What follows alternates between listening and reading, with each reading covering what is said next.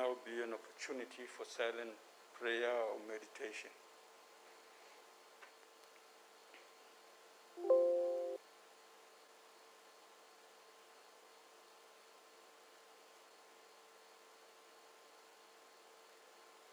Thank you. Please be seated.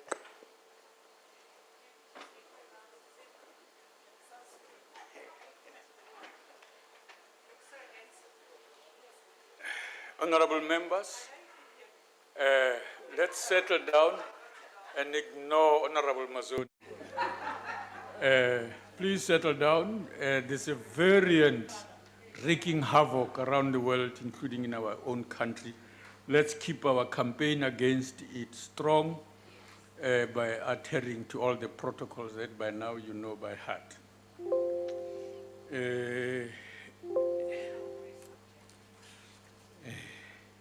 The first item on the order paper is a motion in the name of our Chief Whip of the Majority Party.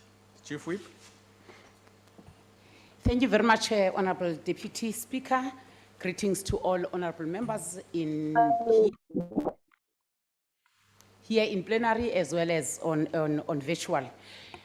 Honorable Speaker, I hereby move that this House suspends Rule 290, subsection 2A, which provides inter alia that the debate on the second reading of a bill may not commence before at least 3 working days have elapsed since the committee's report was tabled. For this purpose of conducting the second reading debate today on the Division of Revenue Amendment Bill known as DORA, I hereby move. Thank you very much. Honorable members, I now put the motion. Are there any objections? No objections. Agreed to.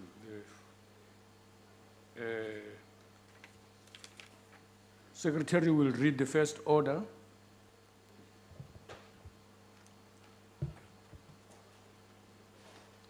Consideration of budgetary review and recommendation report of Portfolio Committee on Public Enterprises. I now recognize the Honorable Chief Whip of the Majority Party. Thank you very much, Honorable Deputy Speaker. Honorable Deputy Speaker, I hereby move that this report be adopted by the House. Thank you. Honorable members, as has been agreed apparently by all parties, there will be no declaration of votes on the budget reports.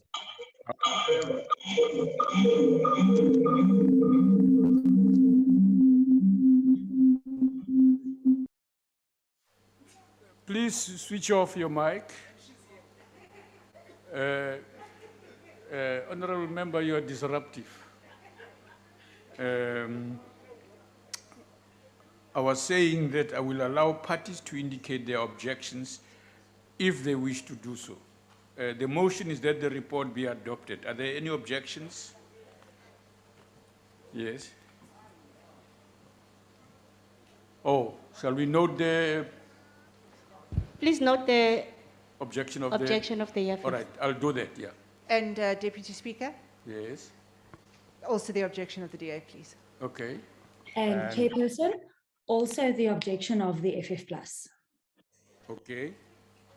All right, that being the case, it is agreed to with the notice, as noting those objections. Secretary will read the second order. Consideration of budgetary review and recommendation report of Portfolio Committee on Defense and Military Veterans. 2019-2020 annual report of Armscor and Castle Control Board. Okay. Now recognize the Honorable the Chief Whip. Thank you, Honorable Deputy Speaker. Honorable Deputy Speaker, I rise to move that this report be adopted by the House. Thank you. The motion is that the report be adopted. Are there any objections? No objections. Agreed to. Please note the objection of the EFF. I will. Thank you. Chair, please note the objection of the DA. I will. The Secretary will read the third order. Consideration of budgetary review and recommendation report of Portfolio Committee on Defense and Military Veterans on the 2020-2021 annual report of Department of Defense. Chief Whip, bakupanile namhlanje. Thank you very much, Deputy Speaker. I hereby move that the House adopt this report. Thank you very much. Thank you. Honorable members, please be settled down, and you're meant to sit apart from each other. Can you conduct your caucuses outside? You may simply walk out. It will be a more cleaner way of handling your affairs. The motion is that the report be adopted. Are there any objections? House Chair, please note the objection of the DA. Honorable Mazzoni, please be present. You are not quite here today. Oh, is that why you think I'm House Chairperson? Deputy Speaker, Be present. yeah, can I tell you, sir, I am completely present. It is your amazingly No, gorgeous top that's a distraction. That has got me Honorable distracted Mazzoni, that I cannot. please I take your just- seat. I'm so You are overwhelmed. out of order. Take your seat. Go ahead, Honorable Thank you, Member. Deputy Speaker. Yes, Please ma'am. note the objection of the EFF. I will. Okay. Noting those objections, we will proceed as the report is now agreed to. The Secretary will read the fourth order. Consideration of budgetary review and recommendation report of Portfolio Committee on Defense and Military Veterans. Thank you. Chief Whip. Thank you very much, Honorable Speaker. I agree with Honorable Mazzoni that shirt makes you to be hot. Hey. Order. Are you hot, Baba? I move that this report be adopted. Thank you. The motion is that the report be adopted. Are there any objections? There is one first, mine from these two members. And can I hear yours, Honorable Mazzoni?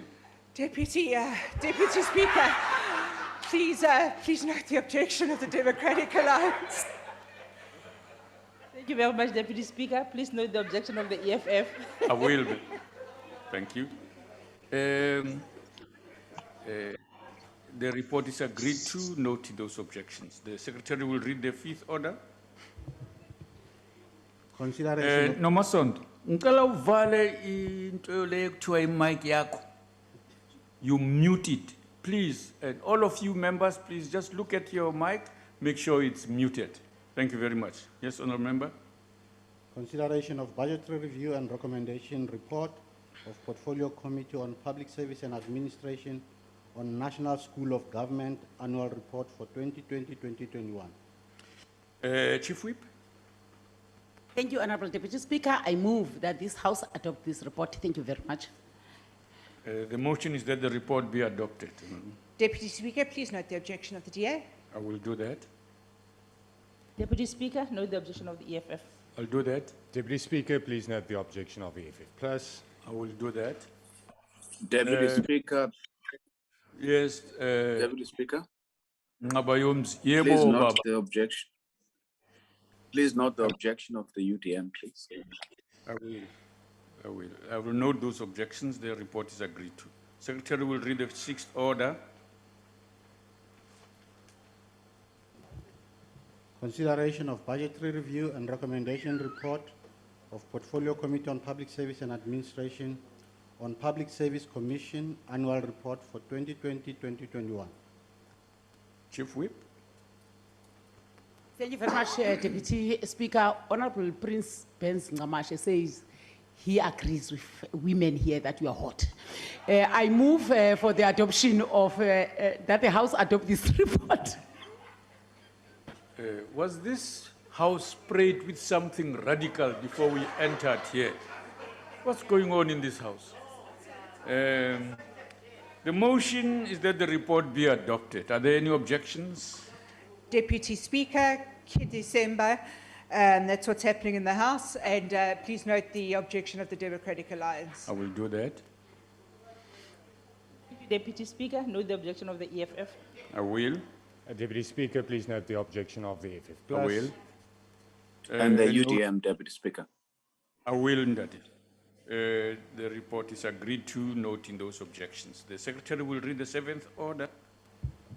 Consideration of budgetary review and recommendation report of Portfolio Committee on Public Service and Administration on Statistics South Africa for 2020-2021. Chief Whip.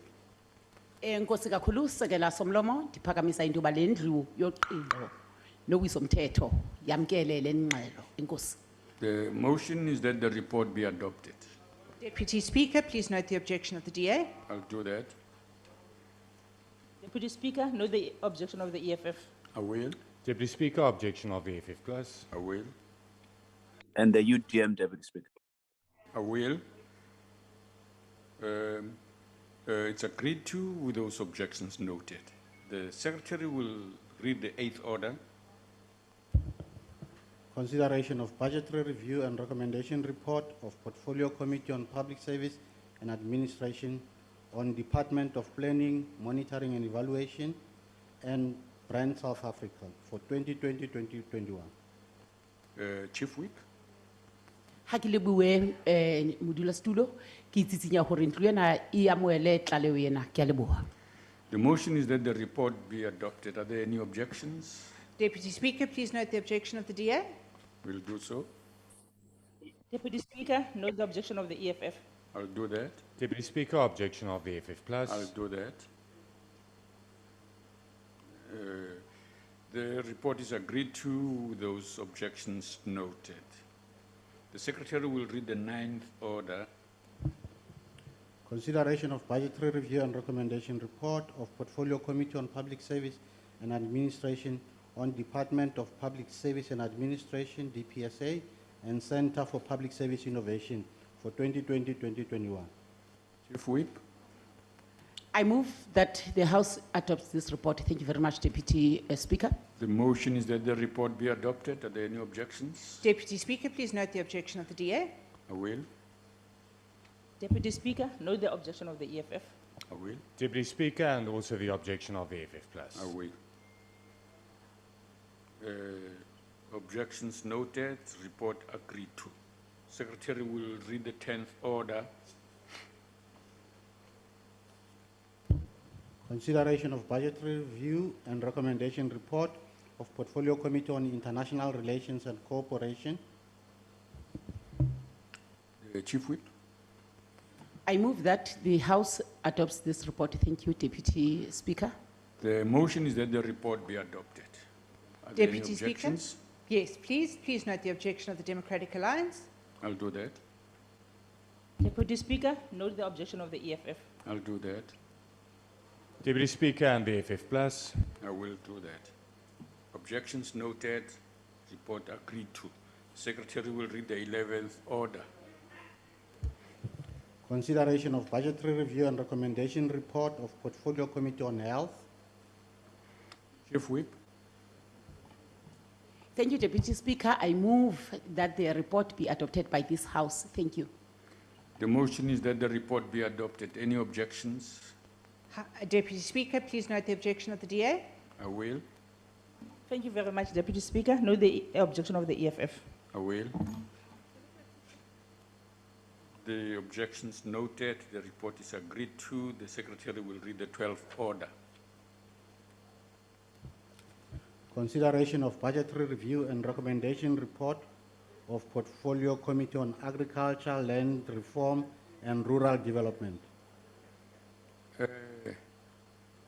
Chief Whip. Thank you very much, Deputy Speaker. I move that the House adopts this report. Thank you. The motion is that the report be adopted. Are there any objections? Deputy Speaker, please note the objection of the DA. I will. Deputy Speaker, note the objection of the EFF. Okay. Deputy Speaker, and please note the objection of the FF plus. I will. What is this echo coming from my right to the left? The objections noted, the report is agreed to. The Secretary will read the 13th order. Consideration of budgetary review and recommendation report of Portfolio Committee on Women, Youth and Persons with Disabilities. Chief Whip. Thank you very much, Deputy Speaker. I move that the House adopts this report. Thank you. The motion is that the report be adopted. Are there any objections? Deputy Speaker, please note the objection of the DA. I will. Deputy Speaker, note the objection of the economic freedom fighters. I will do that. The report noted, the report is agreed to. The Secretary will read the 14th order. Consideration of budgetary review and recommendation report of Portfolio Committee on Tourism. Chief Whip. Enkosi kakhulu, Sekela Somlomo, ndiphakamisa into yoba le ndlu yoqingqo nowiso-mthetho yamkele le ngxelo. Enkosi. The motion is that the report be adopted. Are there any objections? Deputy Speaker, please note the objection of the DA. I'll do that. Deputy Speaker, amogela boipiletso ba economic freedom fighters. Agbaar, raad jong speaker ook die beswaar van die Vryheidsfront Plus. Thank you. Objections noted. Report agreed to. The Secretary will read the 15th order. Consideration of budgetary review and recommendation report of Portfolio Committee on Mineral Resources and Energy. Chief Whip. Ke lebohe, Deputy Speaker, ke tsitsinya hore ntlo ena e amohele tlaleho ena, ke a leboha. The motion is that the report be adopted. Are there any objections? Deputy Speaker, please note the objection of the DA. Deputy Speaker, amogela ke mokgatlhanong ya economic freedom fighters. I will. Objections noted. The report is agreed to. The Secretary will read the 16th order. Consideration of budgetary review and recommendation report of Portfolio Committee on Communications, on Government, Communications and Information System and Media Development and Diversity Agency. Chief Whip. Inkomo, Deputy Speaker, nikombela kuri ndlu lena iamukela report lena. The motion is that the report be adopted. Are there any objections? Deputy Speaker, please note the objection of the DA. Will do so. Deputy Speaker, note the objection of the EFF. Will do. And the Didimala FF Plus. wena. Do. And Order. the FF Plus. Order, Honorable Member. Please don't do that.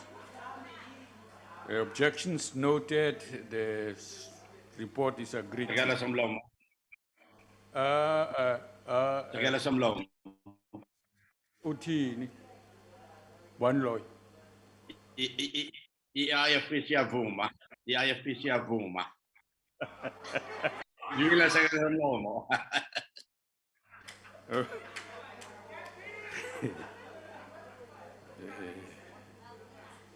This is this. I'm distracted here.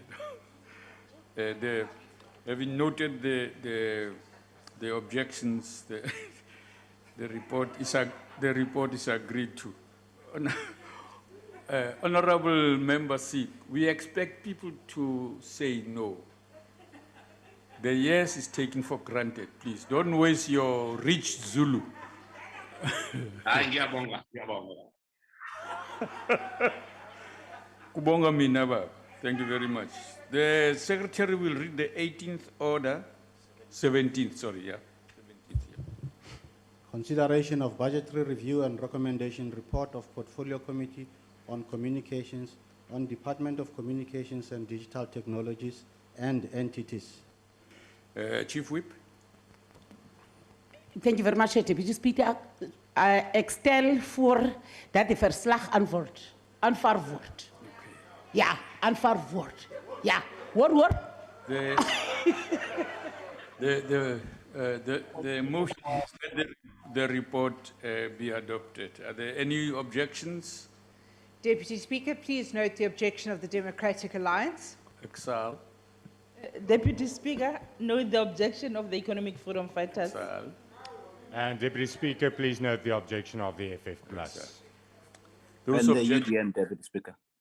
All right, thank you. Those objections noted.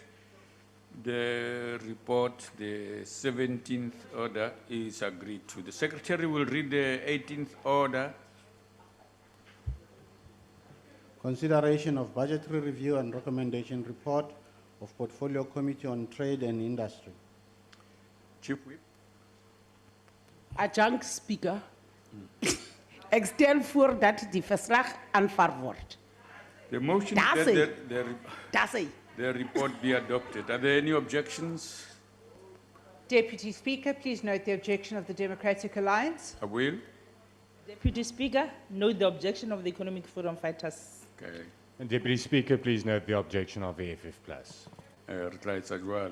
The objections noted, the report is agreed to.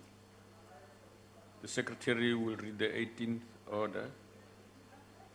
19th, oh, I'm slowing down. Consideration of report of Standing Committee on Appropriations on Division of Revenue Amendment Bill 19/2021.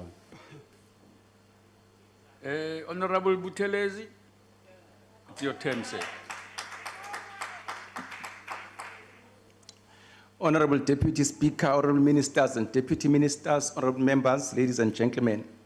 Singamalunga ekomiti ikakhulukazi thina besilisa sithi phansi ngokuhlukumeza abantu besifazane lezingane zethu. Sikusho lokhu sihlanganyela nabo bonke labo abakulomzabalazo kulezi izinsuku eziyishumi. As we continue to fight this scourge, let us be reminded of the words of Isithalande O.R. Tambo when he said, I quote, "One of the fundamental tasks that this process of national liberation confronts is the liberation of women of our country from their triple oppression on the grounds of sex, class, and color," unquote. We shall never rest until our women folk are free. Their freedom is our freedom. Coming back to the bill, the African National Congress supports the Division of Revenue Amendment Bill, Bill 19/2021. The bill provides for changes to provincial allocation, changes to local government allocations, changes to gazetted conditional grant framework and allocation. It is thus important that we should remain on the lane. The bill represents the changes to the Division of Revenue Act passed by Parliament at the beginning of the year. Nasi sexwayiso malunga hloniphekeleyo. Ningabe senhlanhlatha ke nigcwala isiganga. Hlalani emseleni njengenkabi efundisiweyo. The national government receives additional 43.9 billion rand while the provincial equitable share increases by 21.1 billion rand from the nationally raised revenue. These allocations are added mainly to assist government to meet its commitment to the wage agreement of the Public Service Coordinating Bargaining Council for the 2021 financial year.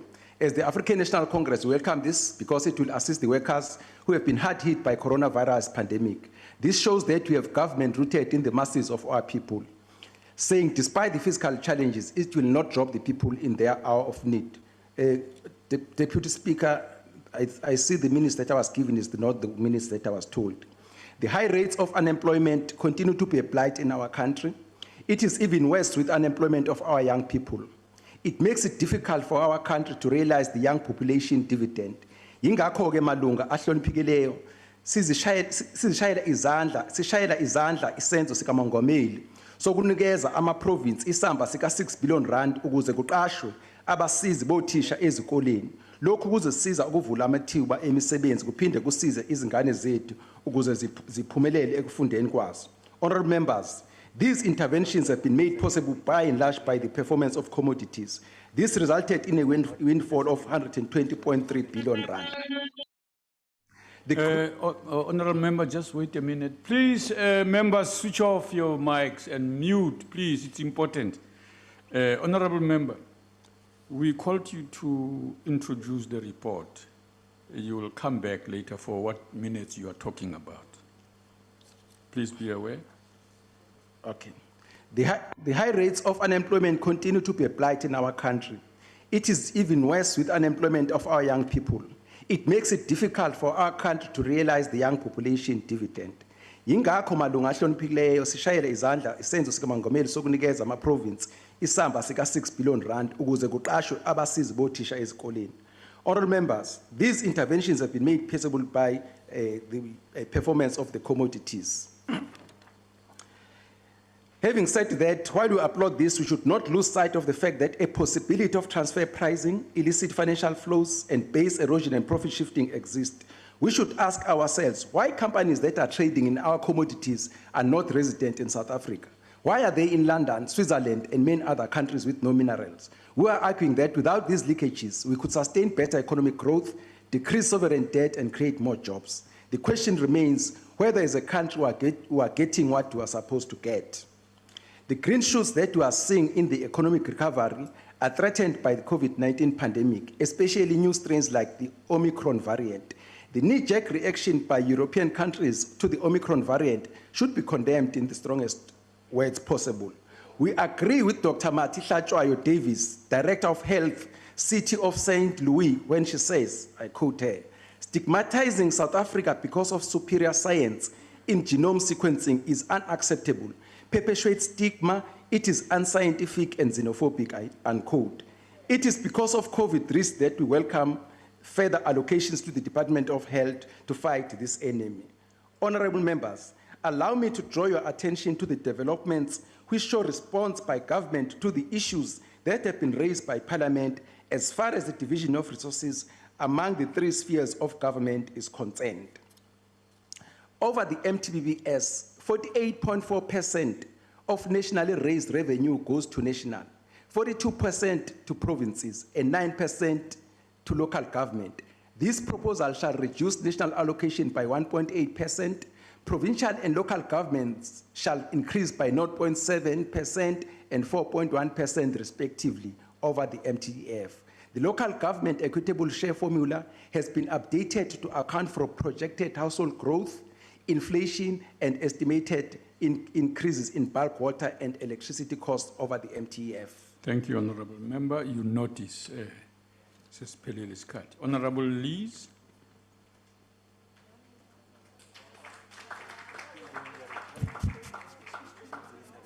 Wait a minute. Wait a minute. Just 1 minute. Yeah. Okay. Yeah. This is the point I was making earlier on. That the Chief Whip. Let me see. This was the 19th order. What do you say we do with the report, Chief Whip? Introduced report. I move that this House adopt the report. Thank you. The Deputy motion is Speaker. that the report be adopted. Are there any objections? Deputy Speaker, there is an objection, and I do believe that the Honourable Minister or member accidentally started what would have been the debate. So I'm completely in your hands, but we're ready to do the debate and not just accept the report, but I believe that that's what's just happened. We are going to go in order. I did remind him that he's introducing the report, after which we must proceed and then go to the second reading where the debate is. We'll note your objection in that regard. Of the FF plus, of the EFF, Yes. we will note those reports, your objections. Objections noted, it is agreed to. The Secretary will read the 20th order. Second reading, debate, Division of Revenue Amendment Bill, Bill 19/2021. Okay. Now, Honorable Member, you go back and restart your debate. Thank you. Thank you, Honorable Deputy Speaker. I will start by saying over the MTBBS, which is the response of government to the issues which have been raised, that we need to allocate more resources to provinces and to local governments because those are the governments which are closer to the people. So there has been a response. So that's what I'm referring to. I'm saying over MTBBS, 48.4% of national raised revenue goes to national, 42% to provinces, and 9.6% to local government. This proposal shall reduce national allocation by 1.8%, provincial and local governments shall increase by 0.7% and 4.1% respectively over the MTEF. The local government equitable share formula has been updated to account for projected household growth, inflation, and estimated increases in bulk water and electricity costs over the MTEF. As the African National Congress, we applaud these developments because they basically bring more resources closer to the people who need them most. In welcoming these developments, SALCA commented, quote, "The update to the local government equity share formula is welcome in that it indicates a move towards a more cost-effective allocation to adequately cover the cost of providing basic services to communities, and therefore SALCA supports the proposal," unquote. This will go a long way in making local governments more sustainable. This will equip this layer of government to better deliver the services to our communities. Deputy Speaker, an impression should not be created that the problem that both provinces and local government face is only money. In economic parlance, money is a necessary but not sufficient condition for better service delivery. We know from the Auditor General's report that there is a lack of accountability, wasteful and fruitless expenditure. There is also a lack of relevant skills, especially financial, economic, engineering, and other relevant skills. The report shows that 1 billion rand was used for consultants in the last financial year. At the same time, cost of employees is rising. Electricity supply uncertainty chokes inclusive economic growth, which is critical for employment creation and sustainability of our fiscus. The amendment of electricity regulations, which enables municipalities to self-generate or procure power directly from independent power producers, will go a long way in ensuring security of electricity supply. This will allow the municipalities to contribute more to the growth of local economies and thus directly contribute to economic reconstruction and recovery plan, and thus providing more employment opportunities. Announcing these developments, the President, His Excellency Ramaphosa, opined, I quote, "Our ability to address the energy crisis swiftly and comprehensively will determine the pace of our economic recovery," unquote. He continues to say, quote, "Resolving the energy supply shortfall and reducing the risk of load shedding is our single most important objective in reviving economic growth." Honourable members, the committee is of the strong view that as these business opportunities are realized, black people, women, youth, and rural people become part of them. We cannot continue seeing empowerment of our people while the rich, who in most cases are white and male, are the only beneficiaries. The district developmental model aims to maximize output and service delivery, and thus optimizing use of scarce resources. We want to recommend that we now start and implement DDM approach right away without further delays. The lessons that have been learned today can now be put to good use. Like any new thing, it won't be perfect, but we have no doubt more good will come out of it. Deputy Speaker, let us call a spade a spade.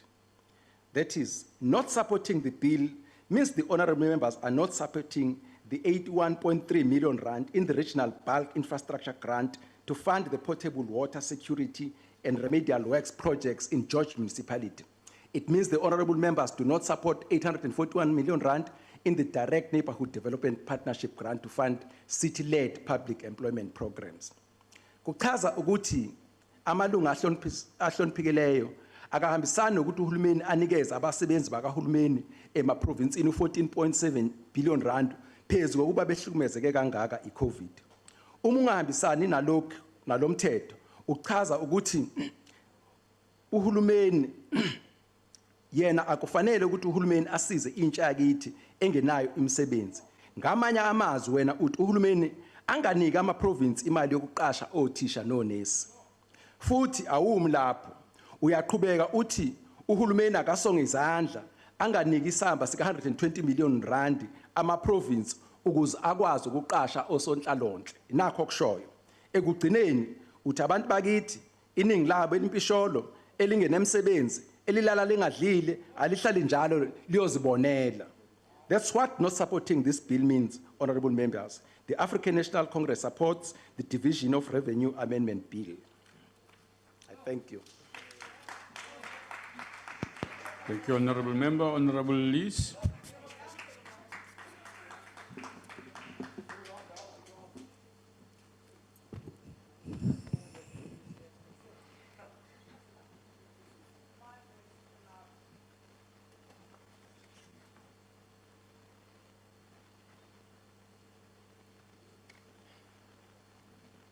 Honourable Deputy Speaker, On the 23rd of August 2017, I stood in this chamber and posed the following question to the then Deputy President Ramaphosa. I have in my possession, I said, a document which is marked secret. This was handed to the executive yesterday and indicates that the Minister of Finance, Malusi Gigaba, is planning to give SAA a 10 billion rand bailout, primarily by selling government shares in Telkom. Honourable Deputy President, do you support the sale of good assets for bad assets? Not surprisingly, Deputy President Ramaphosa obfuscated and failed to reply to my question. But the sale of Telkom shares to fund SAA didn't go ahead. Today, 4 years later, it is no secret that the ANC has spent 30.8 billion rand in taxpayer bailouts on the SAA vanity project since the revelation of the secret memo in 2017. The ANC and Minister Gordhan in particular are quick to condemn state capture and the need to ensure that the perpetrators face the consequences of their malfeasance. But the budget allocations to the institutions that are tasked with taking action indicate that the ANC is paying lip service to the eradication of state capture. A quick look at the budget allocation reveals that the ANC allocates a measly annual budget of 4.45 billion to the National Prosecuting Authority, but Deputy Speaker. spends 10.3 billion on the SAA vanity project. Honourable, this just a moment. Yes, Honourable Member. I'm raising on a point of order. He's raising a declaration which is not authorized by the Executive Authority of Parliament. No, the only right thing you are about is that he is hiding his face with the page in front of him. Honourable Member, please proceed. Don't hide your face. And Thank you, Deputy Speaker. I'll hold it up higher because my face is obviously attractive. The ANC allocates a paltry annual budget of 908 million to the Special Investigating Unit, but spends 10.3 billion on the SAA vanity project. Yebo, the ANC allocates a tiny annual budget of 191 million to the Asset Forfeiture Unit, but spends 10.3 billion rand on SAA. The ANC allocates a minimal annual budget of 348 million to IPID, but spends 10.3 billion rand on SAA. Deputy Speaker, until the ANC gets serious about spending money wisely for the benefit of all South Africans, the DA will oppose the Division of Revenue and its amendments. Thank you, Honourable Buthelezi. thank you. Honourable Sonyana.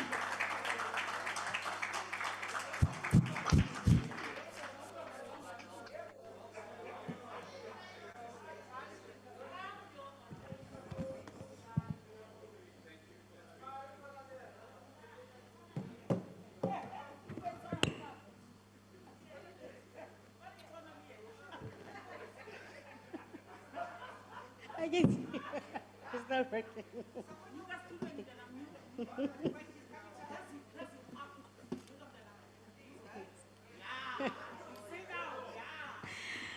Thank you very much, Deputy Speaker.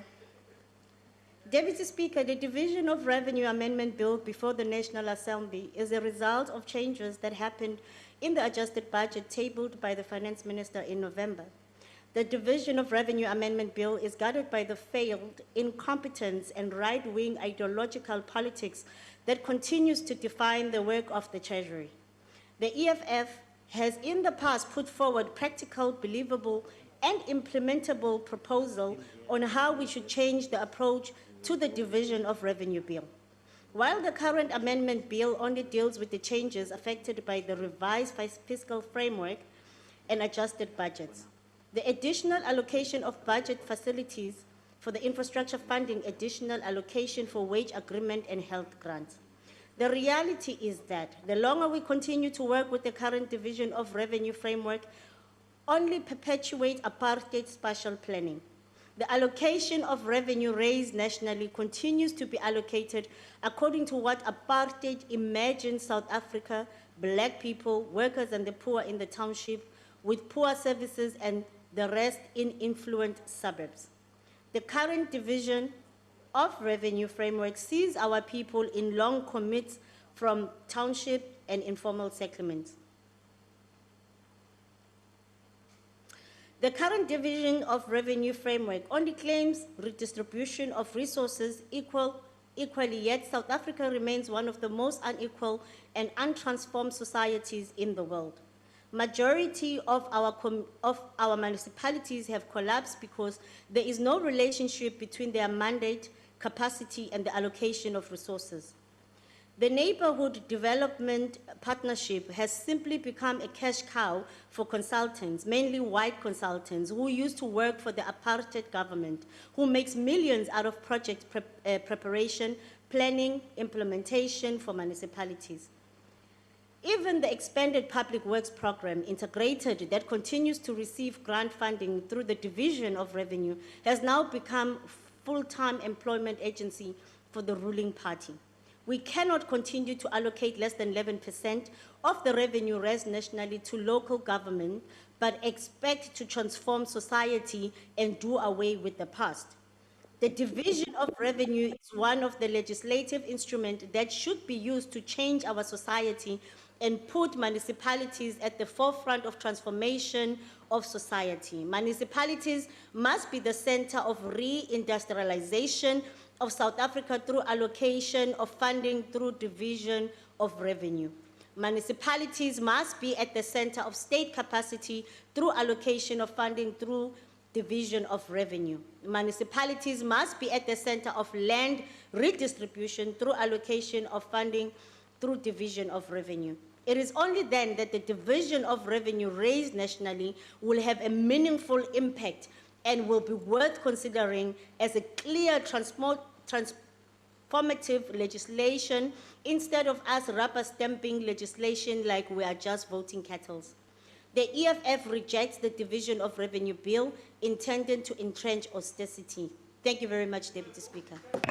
Thank you. Honorable E.M. Buthelezi.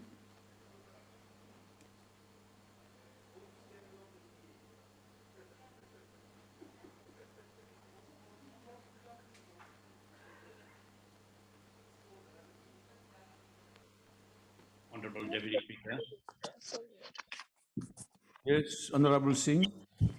It seems he's having a connection problem. May I proceed? Yes, do that. Thank you, Deputy Speaker. It is undeniable that the COVID-19 pandemic has had a devastating impact on our healthcare and economy and required the urgent need for the shifting of funds between and within votes to address unforeseen and unavoidable expenditure. On consideration of the Standing Committee's report on the Division of Revenue Amendment Bill, which effectively proposes an additional allocation as part of the Public Employment Program through provincial and local conditional grants and adjustment to the budgetary facility for infrastructure funding, the IFP accepts the report and supports the bill. We do, however, wish to emphasize the concerns raised by various stakeholders, especially those of the Financial and Fiscal Commission. In relation to the conditional grants, we fully support the Commission's recommendation that any ongoing expenditure moderation must be accompanied by comprehensive reports from affected government departments. Departments need to show clearly how they intend to manage tighter budgets and protect the delivery of basic social services. We cannot allow the most vulnerable in our society, whose livelihoods are dependent on basic social services, to be further disadvantaged by these adjustments. These concerns were raised in various public submissions on the bill, and we emphasize the need for proper oversight of conditional grants. The IFP strongly supports the committee's concern around the proposed 210 million rand rollover to address the school's infrastructure backlog grant, to complete projects that are part of the Sanitation Appropriate for Education, which is known as a SAFE initiative. The allocation of this grant, as rightly pointed out by the Standing Committee, is continuously rolled over without any accountability for the gross failure by the national and provincial basic education departments to ensure safe and dignified sanitation facilities at schools. We cannot continue to endorse these failures, and as Parliament, we need to demand more regular reports on progress and measures taken to address delays. The IFP furthermore strongly agrees with the committee's recommendation that a framework of standard guidelines must be drawn up concerning the type of jobs created, as well as benchmark remuneration for each job category for the employment of education assistants and general school assistants under the Presidential Youth Employment Initiative. We cannot allow the proposed allocation of 6 billion rand to the provincial equitable share in this regard to be wasted, and the lack of guidelines provide ample opportunity for corruption and abuse. The IFP will monitor the feedback on this recommendation specifically. In conclusion, the IFP accepts the Standing Committee's recommendations and the bill. I thank you, Deputy Speaker. Thank you. Honorable Wessels.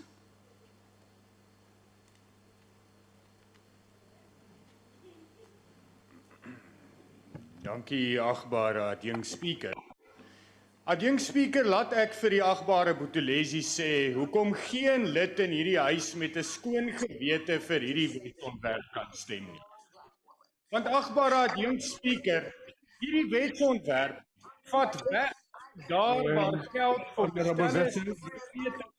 One moment.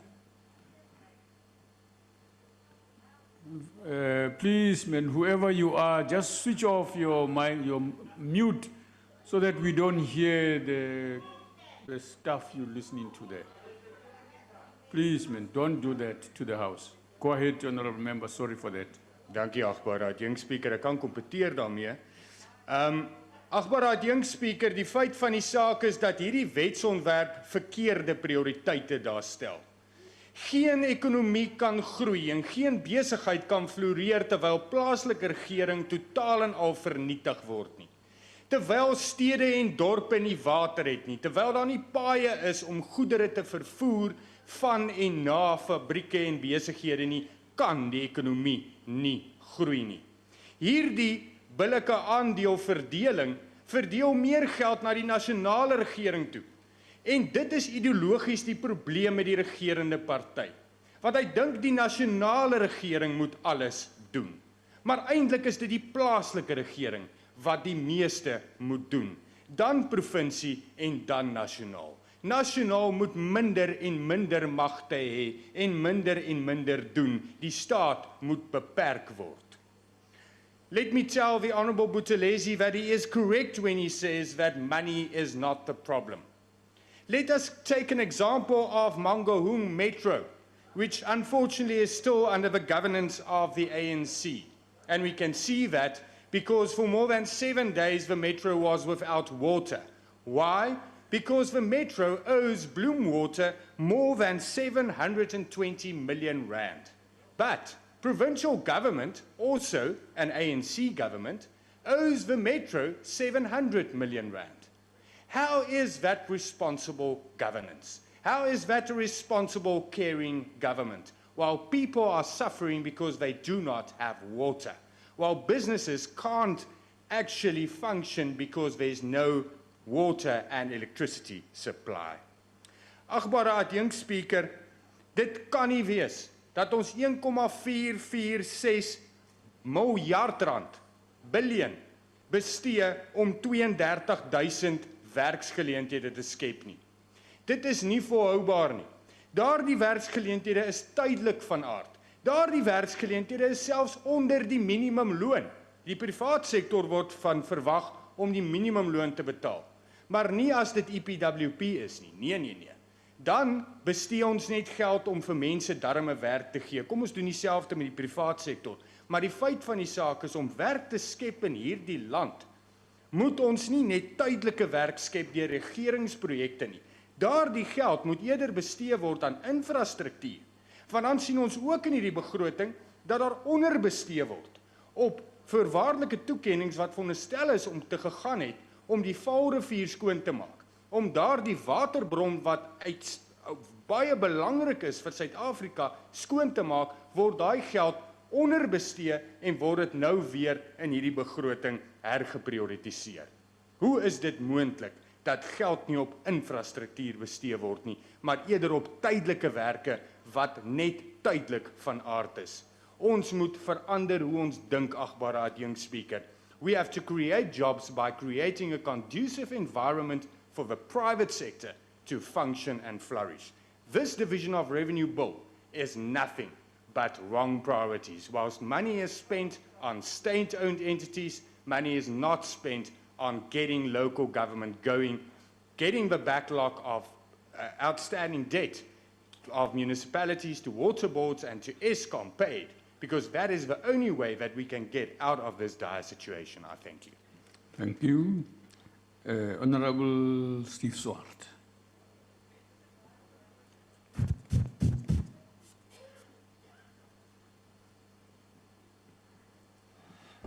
Thank you, Deputy Speaker. The Division of Revenue Amendment Bill amends certain allocations to national, provincial and local spheres of government. Now, as far as specific details in the bill are concerned, in this period of 16 days of activism, the ACDP welcomes the proposed additional allocation of 120 million to the provincial equitable share for the appointment of additional social workers. When one considers the unacceptable high levels of domestic violence, particularly against women and children, and the overall high crime rates in South Africa, it is, however, still concerning that the Department of Social Development still appears to be failing to employ enough social workers to assist victims of crime and abuse. And the ACDP thus trusts that this additional funding will go some way to alleviate this problem. Deputy Speaker, absorbing the budget reductions implemented in the 2021 budget presents a significant challenge in the health sector.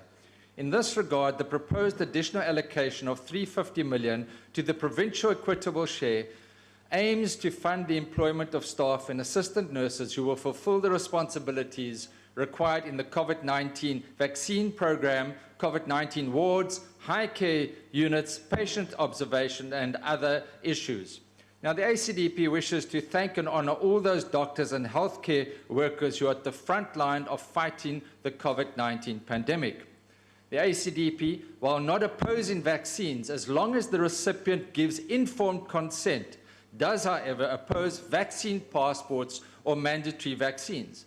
We are deeply concerned about President Ramaphosa's Sunday night comments that, quote, government has set up a task team that will undertake broad consultations on making vaccination mandatory for specific activities and locations. Now, this announcement directly contradicts all earlier announcements and undertakings that vaccinations will not be made mandatory. We will, as the ACDP, engage with this task team to find a better way of doing things and addressing the COVID-19 pandemic. Lastly, Deputy Speaker, the bill must be considered in the light of the reality that the country is on the brink of a fiscal implosion at local government level. Many municipalities have insufficient capacity to fulfill their financial responsibilities. An astronomical amount of 232 billion is owed by consumers to municipalities, up from an already high 165 billion 2 years ago. Now, the inevitable consequence of this debt of insolvent municipalities is potholes, broken water and sewerage infrastructure, electricity breakdowns, and a general lack of service delivery. The ACDP will support steps by National Treasury in this regard to alleviate this problem. However, the ACDP will not support this Division of Revenue Bill. I thank you. Thank you. Honorable Kwankwa. Thank you very much, Deputy Speaker. Former Finance Minister Tito Mboweni at the beginning of the year painted a gloomy picture of the state of municipalities in South Africa. He said, and I quote, of about 278 municipalities in South Africa, 166 were in financial distress, 40 were battling to deliver basic services, and 102 adopted budgets that they cannot afford. Add to this the fact that a growing number of municipalities are failing to collect revenue from residents whose incomes are affected by COVID and a host of other issues. In addition, according to the study conducted by My Broadband earlier, 186 billion rands has seemingly disappeared from local municipalities due to irregular and wasteful expenditure. While we advocate, I, Deputy Speaker, ngubani ngolungcolayo ngokuvula abanye? Uyandiphazamisa. Ngizomazelaphi mina? Wabuza kumina konje. Nguwe kaloku chairperson njena. Honorable member Kautule, just hold on, I'm presiding here. You're out of order. Honorable members, please, I told you, requested you, pleaded with you to mute. Can't you just be careful and watch that you are not disrupting the House? This is in the rules. You don't seem to care about that, practically. This is why it is necessary now to be patient with you. Go ahead, Honorable Kwankwa. Thank you, sir. Added to this, another problem where 1 billion rands was spent on consultants at this local sphere of government. In other words, as we have been calling since about 2010 for the greater need to increase the local government equitable share formula and to improve it so that residents at local government levels are able to be provided with the requisite level of service delivery. We are saying that it's important for the National Treasury and government to make sure that they provide guidelines for this sector and make sure that they address the challenges facing the sector as we continue to give out money to the local sphere of government.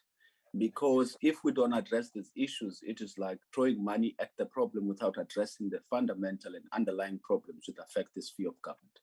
It is also important that as budget cuts are undertaken and expenditure moderation is carried out by government, that there is a proper study conducted to see the effect on these departments and their ability to actually manage and to ensure that they deliver services to our people so that we are able to cushion service delivery from being affected by budget cuts. We are also concerned about the proposed 210 million rollover for infrastructure backlogs grant to complete projects that are part of sanitation appropriate for education initiative and infrastructure.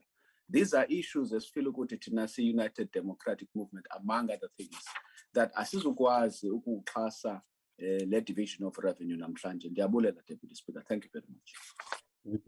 ATM.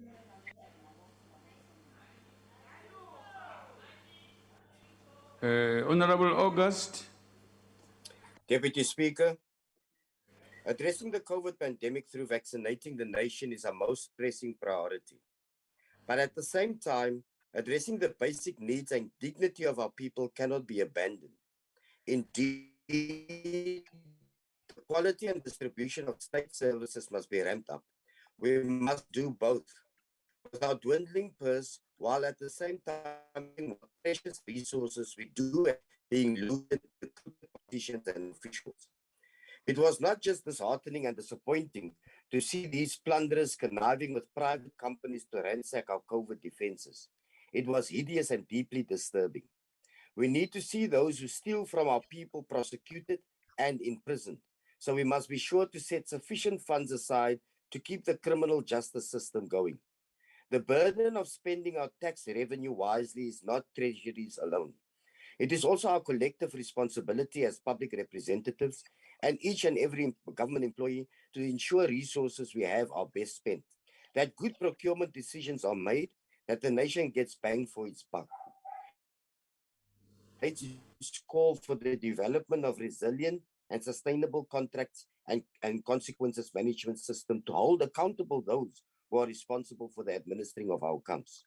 Deputy Speaker, COVID has created unprecedented hardships and challenges. It has also highlighted the shocking levels of inequality, both in quality of life and service delivery. It has highlighted our historic failures to get resources to those who need them most. While the vaccination drive is our priority, our people can't eat or clothe their children with vaccines. And spending money on the vaccines cannot be an excuse for the further lowering of standards of service delivery to poorer communities. The circumstances we in demand that we gymnasts capable of delicately balancing our long-term interests while keeping the nation afloat. With the vaccines rollout underway, as we look beyond COVID, We need good solutions to tackle our enduring challenges with inequality, poverty, and achieving sustainable social and economic justice. Government departments need to invest more in infrastructure delivery to bring much needed services and progress to communities who need most of the reverse legacy of apartheid, spatial planning, and economic investment, where non-white areas for many years received little to no infrastructure development investment. Minister De Lille driving greater implementation of the infrastructure investment plan approved by Cabinet May 2020 with projects from all three spheres of government, private sector and state-owned entities. All three spheres of government must continue working together, working harder to ensure delivery of the projects in the investment plan. This is said that crises create opportunities. Our abilities to realize opportunities, however, depends on fiscal integrity. Thank you. Thank you. Honorable Sibisi.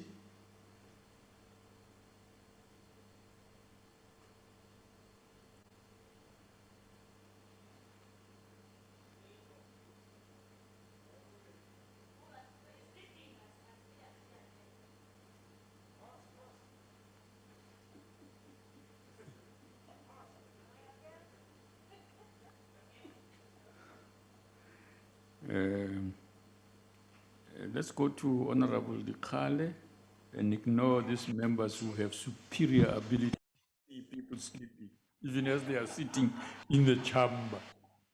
Okay, thank you very much. Thank you very much, Deputy Speaker. Deputy Speaker, can you hear me? Yes, yes, I can. Thank you very much. The ANC supports the 2021 Division of Revenue Amendment Bill because it seeks to strengthen our provincial and local government capacity to deliver the much needed services by our people. The adjusted budget and increase to the provincial equitable share is mainly to account for the increased costs associated with the implementation of the public service wage agreement and the implementation of the second phase of the Presidential Youth Employment Initiative. The Presidential Youth Employment Initiative forms part of the public employment programs to create jobs through labor-intensive projects in response to the rising unemployment associated with the impact of the COVID-19 pandemic. The pandemic has drastically increased the number of people who have joined the unacceptably long queue of unemployment, having risen to unprecedented levels of 34.4% in the second quarter from 32.6% in the first quarter of 2021. Whilst the global economy slowly recovers, many development countries have implemented massive stimulus packages to mitigate the effects of the pandemic by increasing aggregate demand and thereby growing their economies. The increase of the equitable share to provinces of 21.15 billion rands through the Division of Revenue Amendment Bill is also aimed at the recovery of our economy. With regard to provincial equitable share, the progressive interventions by the ANC government in response to the pandemic have shown without a doubt the important role that the state plays and should continue to play in the revitalizing our economy. We simply cannot leave everything to the whims of the market, as some opposition parties believe. The fact of the matter is that the market will not correct past injustices and structural imbalances of the past without the deliberate intervention of government in the economy. Transformation will remain a pipe dream. It is important for our people out there to know that the provincial equitable share comprises of the following important interventions. 14.68 billion rands is added to assist provinces to implement the wage agreement of the public services coordinating bargaining council. 6 billion rands is appropriated to employ education assistance and general school assistance at public ordinary and public special schools. And the successful program has created more than 310,000 jobs.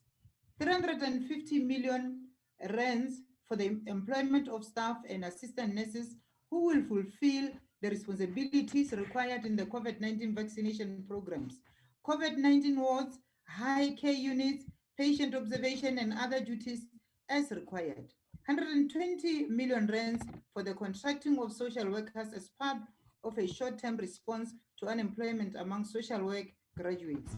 178 million rands is allocated to the Early Childhood Development Grant to provide unemployment risk support to 70,000 early childhood development related workers impacted by the COVID-19 lockdown to supplement their income. The 11 billion rands allocated to continue with the Presidential Employment Stimulus Program that has thus far helped to create over 550,000 jobs is welcomed, as it has assisted to integrate young people into the labor market, providing them with a basic salary and the necessary experience. One can only imagine that what the people of South Africa would be without the ANC government interventions, particularly to support the most vulnerable. The ANC will never stop working to reverse the legacy of apartheid and colonialism that has damaged our country. With regards to changes, allocations and rollovers, the rollover of 210 million rands of the school infrastructure backlogs grant to complete projects of improving sanitation in schools and creating a safe and conducive environment for learners to learn is worrisome. The delayed finalization of these infrastructure projects is indefensible and should be resolved speedily.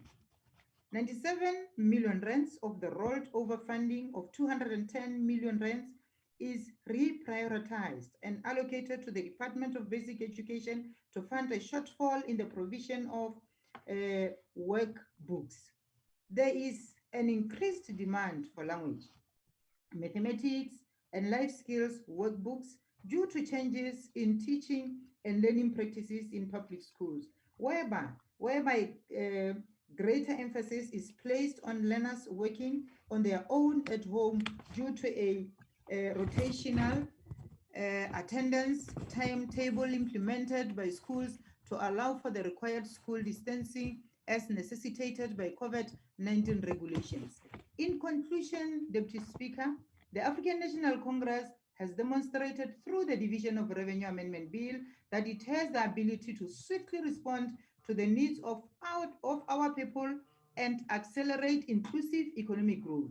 Much work has to go into building strong and resilient institutions. The road is still long, but we will not waver. COVID-19 has set us back and brought a lot of pains and sorrow. We, however, find courage in the words of former President Mbeki that those who complete the course will do so only because they do not, as fatigue sets in, convince themselves that the road ahead is still too long, the inclines is too steep, the loneliness impossible to bear, and the price itself of doubtful value. I thank you. Thank you very much. AIC, Honorable Madisha.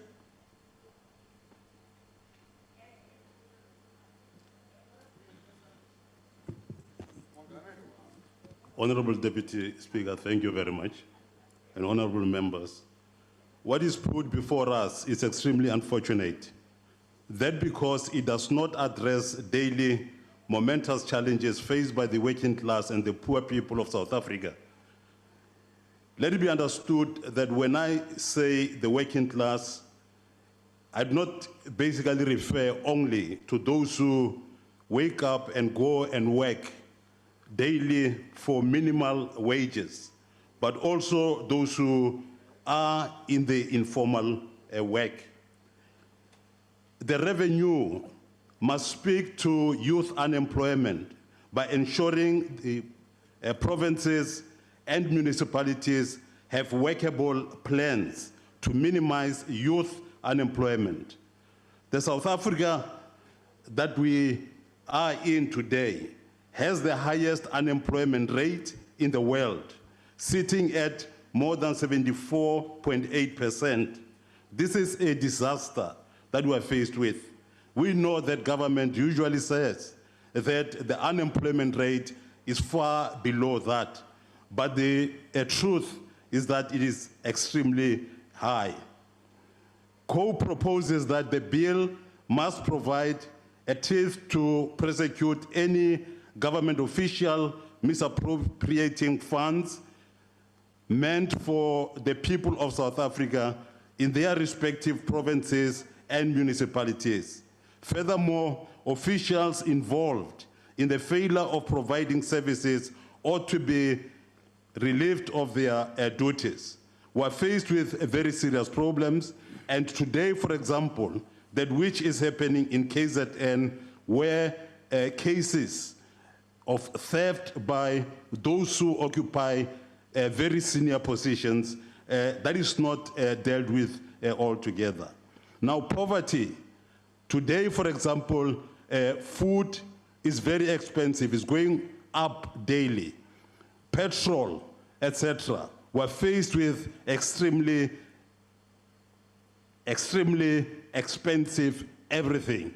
I want to emphasize that unless, Honorable Deputy Speaker, we have something done, nothing is going to take our people forward. We therefore don't agree with this. Thank you very much. Thank you, Honorable Member. We now invite Al Jamaa.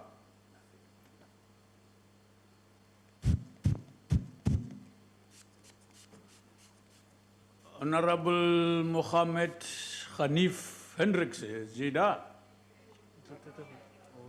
Honorable Speaker, Deputy Speaker. Yes. I'm sure you have not forgotten about PAC.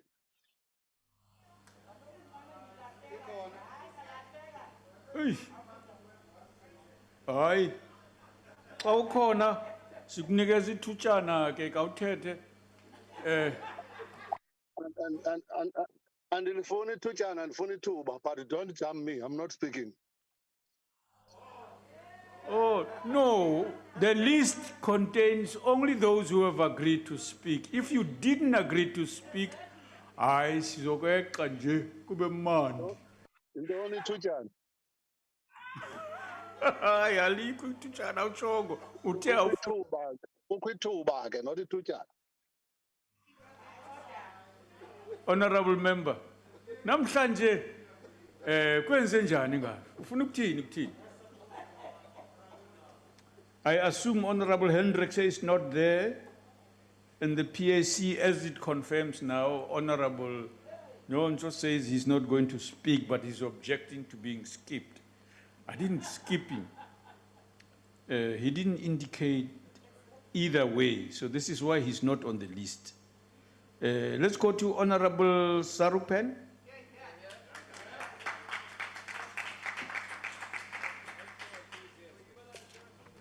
Thank you very much, Honourable Deputy Speaker. Honourable Deputy Speaker, when the original Division of Revenue Bill was passed, one of the most startling aspects of that bill was that it demonstrated that ordinary South Africans were paying the price for very high levels of government debt and the impact of lockdowns. And how do we know this? It's because the Division of Revenue Bill had shown that the state had decided to cut frontline services and pass the burden onto the poor and vulnerable of its bad decision-making. And the evidence of this was, of course, in the cuts to allocations to provinces, which deliver primarily healthcare and education services, and they were cut substantially. Now, this bill is only necessary because these cuts have hampered services, and in the middle of a pandemic, no less. And allocations to local government has stagnated.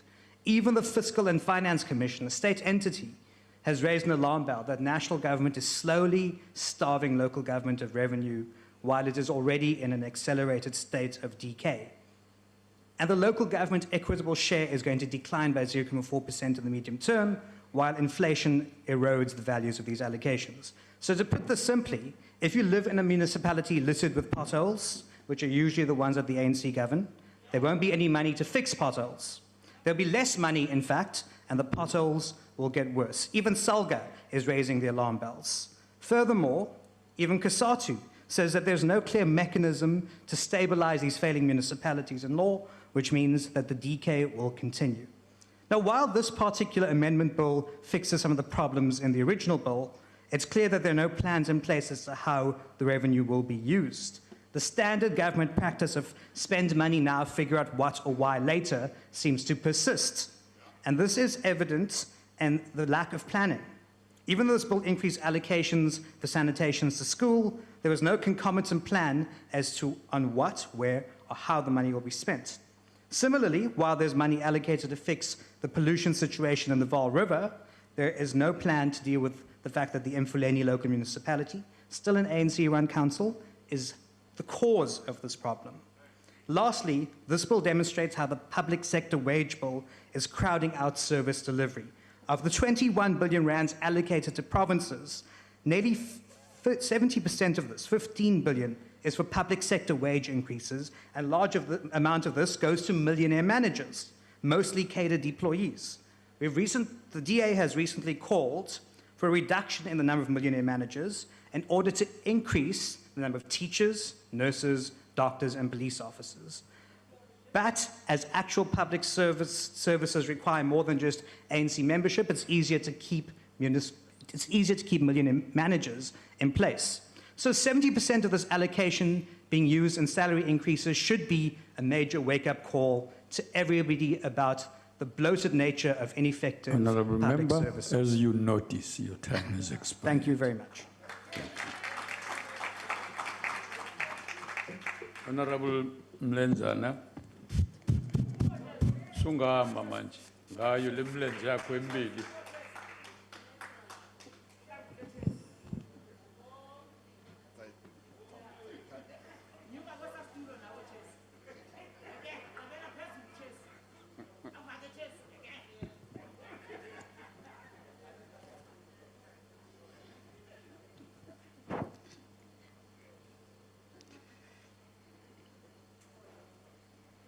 Thank you, Honorable Deputy Speaker. The ANC supports the bill.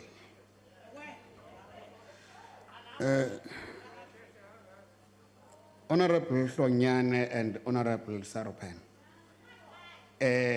just because our heights are almost, I want you to take note of the fact that this comment, which is a warning by my father, is not actually biological, but it's philosophical. My father warned me not to carry dwarfs on my shoulders, lest I appear to be more shorter.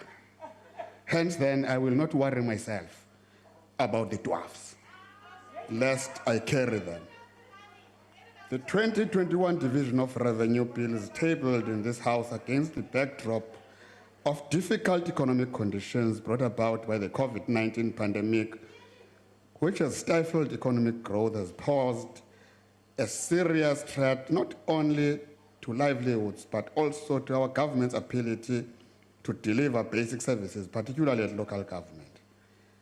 The bill validates the commitment of the ANC government's policy, which centers on inclusive economic growth. The Division of Revenue Bill, as a result, allocates 450.6 billion to local government from the national fiscus over the MTF cycle, where 254 billion goes to unconditional grants and 149.7 billion to conditional grants, with local government as a direct link to our people. This is progressive, and it is a move that is accelerating service delivery and is therefore welcomed. The ANC is still leading, and the NDR is still on track. In spite of the difficult economic circumstances we face, the ANC has proved its unwavering commitment to a responsive and distributive division of revenue in order to achieve a better life for all. The net amount of 751 million is added.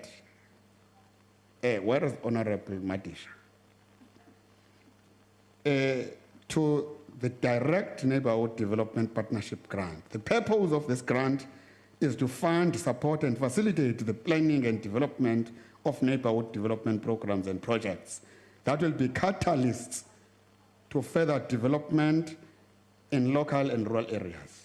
This allocation is to capacitate local government to create, listen, Honorable Madish, 32,000 663 jobs through precinct management, community safety, placemaking, greening, integrated waste management, and digitalization, with a special focus on poor and marginalized areas. A further 10 million is added to the Indirect Neighborhood Development Partnership Grant to fund preparation, planning, and implementation for municipalities facing implementation challenges. In government's effort to respond to structural challenges of unemployment, where is this honorable member? The bill appropriates an additional 841 million to the direct component of the Neighborhood Development Partnership Grant allocated for the Presidential Youth Employment Initiative to create the much needed jobs, particularly for young people. On the rollovers, I'm coming for you, wait. The rollover of 582 million for the direct regional bulk infrastructure grant allocation for the operational payments for the Vaal River pollution remediation project in the Mfuleni municipality is a concern to all of us, as this project has been dragging for years and this is creating unnecessary wastages in our fiscus. Hence, the ANC is calling for the speedy finalization of this project. Listen to this one. We are also concerned that some of our municipalities do not have internal capacity and rely on consultants to attend on their service delivery issues. I will not get into the detail about that one. We further, listen DA. We further note the inability of the DA-led City of Cape Town to spend 1.3 billion on its My City bus services. This is notwithstanding the serious challenges of a collapsing infrastructure in the city. This action by the DA yet again demonstrates its anti-poor and anti-working class stance. You always pretend as if you are delivering when nisenza izinto kwababantu benu. You don't go to those deep areas apho kutsitywa khona amanzi amdaka. Anibafuna abantu bethu nini. And let me tell you, listen further to what I'm saying. The administration in the Western Cape has delayed the appointment of professional service providers for the building design for the Klipfontein Hospital. And as a result, because of your failure, 10 million is now taken away. Honorable member, you are now interlocuting with this man here who's speaking. Now, no, let me explain to you, heckling is okay, but not what we are doing. It does not fit in with heckling. Stop screaming, honorable member. Jay's beter order. Blij een beetje stil, jy nodig die oxygen, man. Alsjeblieft. Go ahead, honorable member. No, you can't say that of members presenting their views here. You will have an opportunity to disabuse those that you don't agree with. But you shouldn't be doing that, throwing stuff at members speaking here. Julle hou van vloek. As julle teruggevloek word, dan...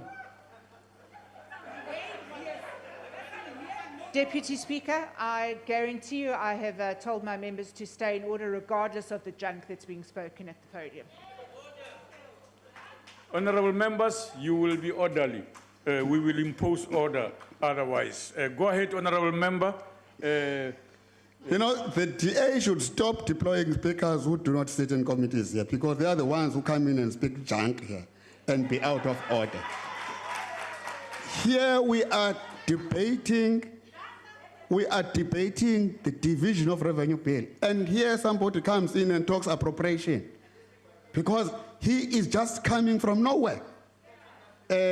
Lastly, on a serious note, the ANC humbles itself before the people of South Africa, and we wish to thank them for returning the movement to power in 167 municipalities, thereby giving us outright majority across the country. While some of you are struggling to govern through opportunistic and unsustainable coalitions. The ANC will continue forging ahead with our organizational renewal, while at the same time driving the transformation agenda, reversing those historical injustices that abanye otata benu notatomkhulu benu abazenza becinezela abantu abamnyama. But with the ANC now leading, we can see the future, and we are creating a better life for all. Honorable Hlonyana, I respect you, but my appeal to you is that, please, yeke le nto udlala ngabantu, because when you know the reality, you are unlike these other ones. At least when you do have some tools of analysis, and you can differentiate between issues. But immediately you come here, now it's ndingakwazi ngoku ube ngathi awuzibamba ngakakuhle izinto. But you know the reality. Wena. Andifuni ukukufanisa ne-ACDP, for instance. You know, ACDP has got an element of confusion. If you listen here, right through supporting, and then at the end of the day, we don't support the bill. Confusion. I listened to them yesterday, newsroom, this ACDP, confusing issues there, but I don't want to venture kula confusion yabo around vaccination. I want to appeal to South Africans, let us go and vaccinate all of us. The president was very clear. Xa ebesithi upresident akukho cebo limbi lokulwisana nalento isihlaseleyo. Let us all go and vaccinate. Angathi umuntu bebekade egula apha athekiwe yena qala iCovid. Athi bavuke aqala sixelele ngento esingazaziyo ngoku esithi akafuni ukwenza vaccination. Who has the guarantee that she has not vaccinated? You are called to order, honorable members. Masambeni sothetha inyani ebantwini phaphandle. Benditheke xa ndizawuniyeka.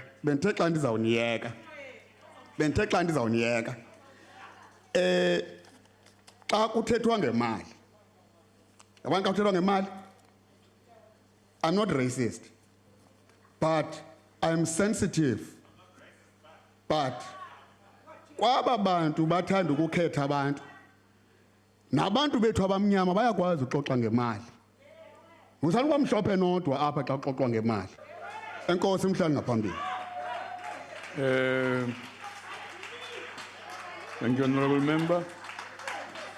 Honorable the Minister of Finance, Honorable Enoch Godongwane, welcome to your job and welcome to this debate. I haven't said so to you. Go ahead and respond to the debate and close it.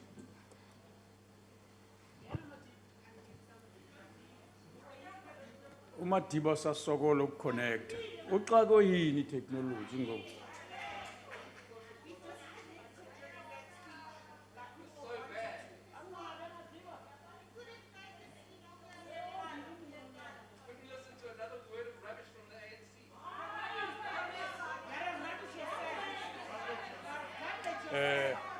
Honorable members, order. We don't accept. Honorable Deputy Speaker. Honorable Deputy Speaker, I want to take this opportunity to thank you and honorable members of this House for this robust and insightful debate on a matter as complicated as this one. This debate takes place against the backdrop of a major economic challenges facing our nation.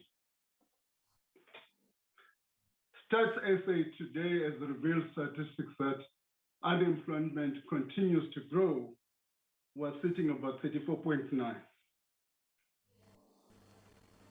We're also taking this debate in a significantly constrained fiscal outlook.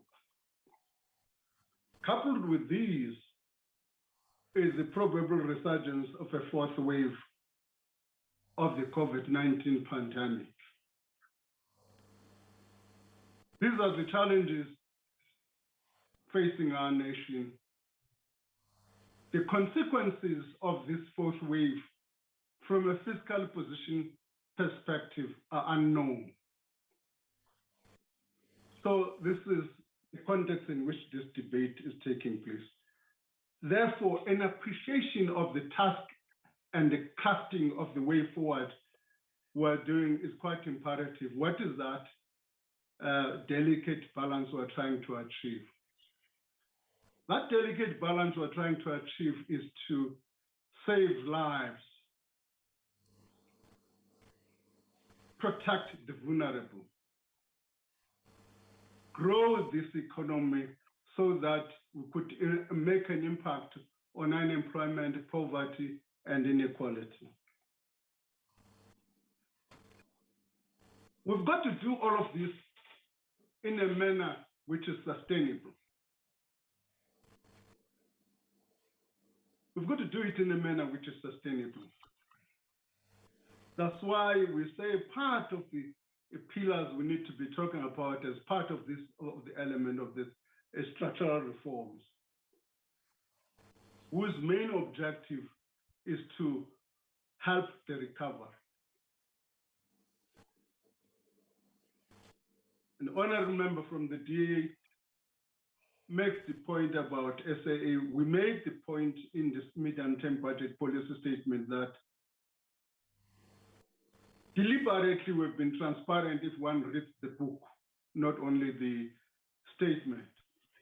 Deliberately being transparent by saying how much over the years from 2013 to date has gone into state-owned enterprises, how much has been sacrificed from departments to achieve that objective. And we think that option and those choices, we have been apparent and those choices have not been optimal. In this regard, I use the word tough love, precisely because to signal this significant shift. So we would like honorable members to travel this journey with us,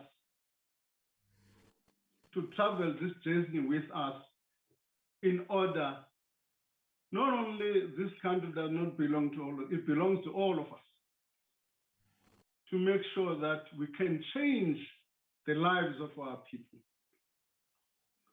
Much has been said about the interfiscal relations part of the provincial and fiscal. Intergovernmental fiscal relation is a challenge worldwide. Even established democracies, there are issues of challenge in this vertical and horizontal splits. Ours is no exception. We'll continue to have discussions, debate, disagreements. Where the need arises, significant changes will be made. We've made the point that 60% of our budget goes into what is called the social wage. The majority of that takes place in provinces where there's education, grants, everything like that. So the burden of the social wage on provinces is quite critical. And as part of the intergovernmental fiscal relation, it's a matter that needs to be attended to. So we hear the views that are being expressed by members of this House. We'll take that into account. We also take note of the some of the comments about local government. Clearly, if we make local government efficient, it provides less burden for the national government. In this regard, those comment about the different spheres of government, including local government, are noted. Key component of this, as I'm about to conclude, key component of this would be the provisions of skills to ensure that there's effective and efficient use of the resources provided at all levels of government. That's the challenge that is facing us moving forward. I want to thank the members today. I'm not going to be boring you with numbers. Numbers have been thrown in this debate. And thank you for your comments. As we finally craft the final budget for February 2022, some of the comments will be taken into account. There's no doubt about that. Once again, Deputy Speaker, thank you very much. Thank you very much, Minister. That concludes the debate. Are there any objections to the bill being read a second time? No objections agreed to. The Secretary will read the bill a second time.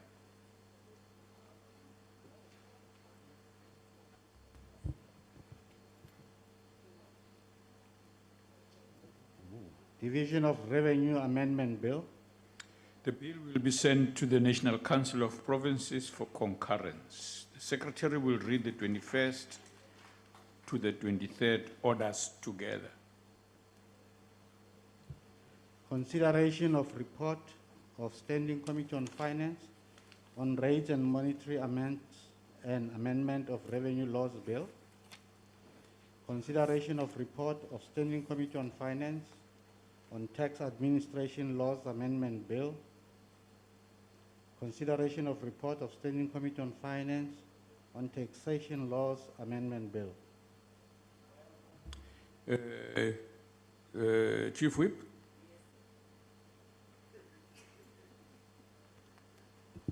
Thank you, Thank you very much, Deputy Speaker. Deputy Speaker, I move that the House adopt this report as read. Thank you.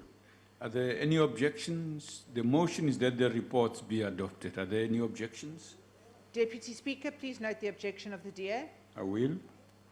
Deputy Speaker, note the objection of the EFF. I will. Please note the objection of the FF+. I will. Deputy Speaker, please note the objection of the IFP. I will. Thank you. Those objections noted, the report is agreed to. The Secretary will read the 24th to the 26th orders together.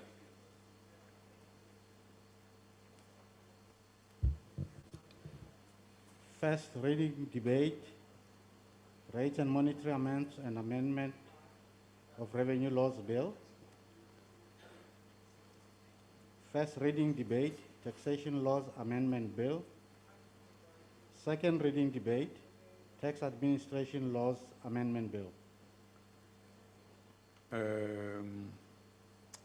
The list, give me a list, please. I don't have a list, a speaker's list.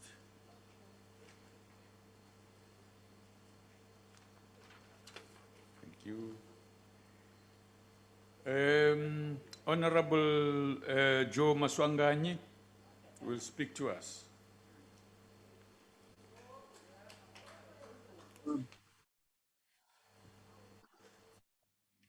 Thank you, Honorable Deputy Speaker, honorable members of the House, ministers present,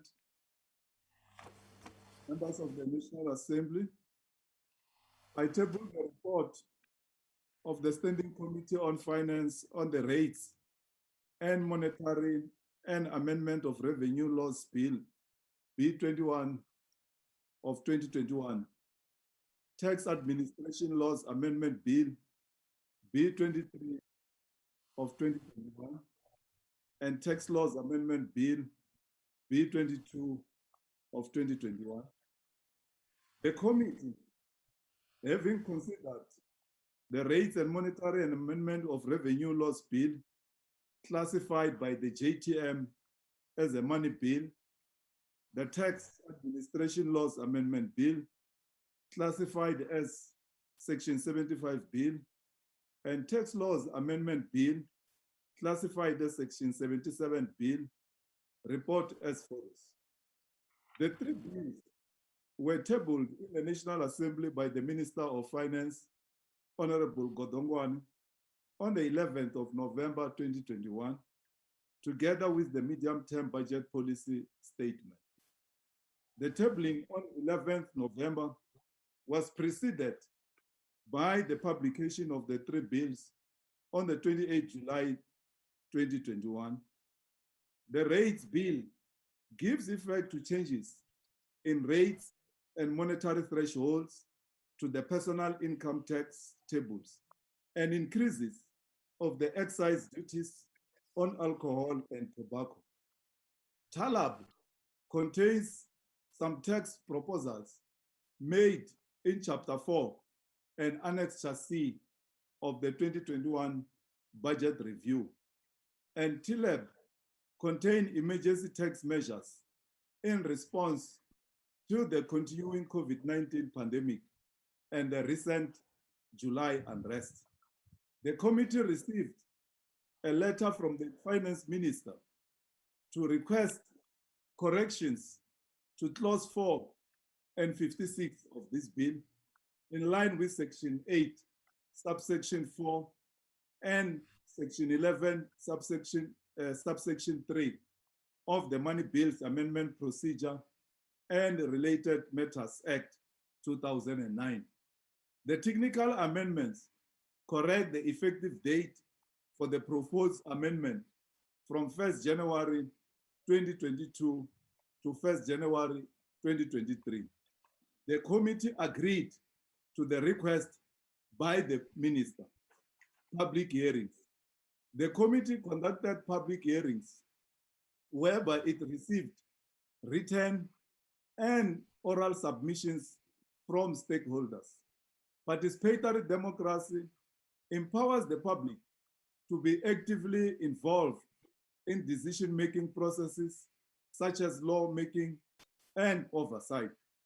The intention of public participation and involvement in democratic processes is primarily to influence decision-making processes that reflects the will of the people. Issues raised by the public were responded to by the National Treasury and SARS. The South African tax revenue has been in decline for many years before COVID-19 pandemic hit our economy in the year 2020. Over the years, the corporate income tax has decreased as the percentage of the total tax revenue. The decrease was from 18.1% in 2015-16 to 15.9% in 2019-2020. On the other hand, personal income tax has continued to grow as the highest contributor towards tax revenue from 36.4% in 2015-16 to 39% in 2019-2020. That remains the second largest tax revenue contributor, although with a slight decline over the same period, from 26.3% to 25.6%. Small, micro, and medium enterprises continue to pay higher taxes due to higher compliance costs, or a lack of their capacity to claim tax incentives and allowances. The poor performance of CIT over the years is as a result of low economic performance, the abuse of the tax systems, the base erosion and profit shifting BEPS by multinational enterprises, and illicit flows. Emerging business models based on digitalization have meant that the current tax system, which was created prior technology advancement era, become outdated tools to allocating tax rights for digital economic activities, income, and profits. Therefore, multinational companies operating in the digital economy continue to pay lower taxes than they would be paying in conventional business models. The advent of the COVID-19 pandemic and related lockdowns, as well as economic restrictions in 2020 and 2021, have led to the closure of many businesses, with specific economic sectors affected more than others. Example, tourism and related industries facing a loss of more business activities, leading to many shutting down their business.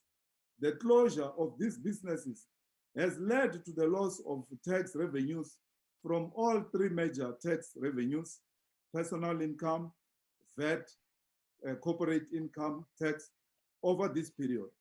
Therefore, the government short-term economic recovery plan has to be seen in expenditure and other measures supporting businesses and sectors that were affected by COVID-19 pandemic.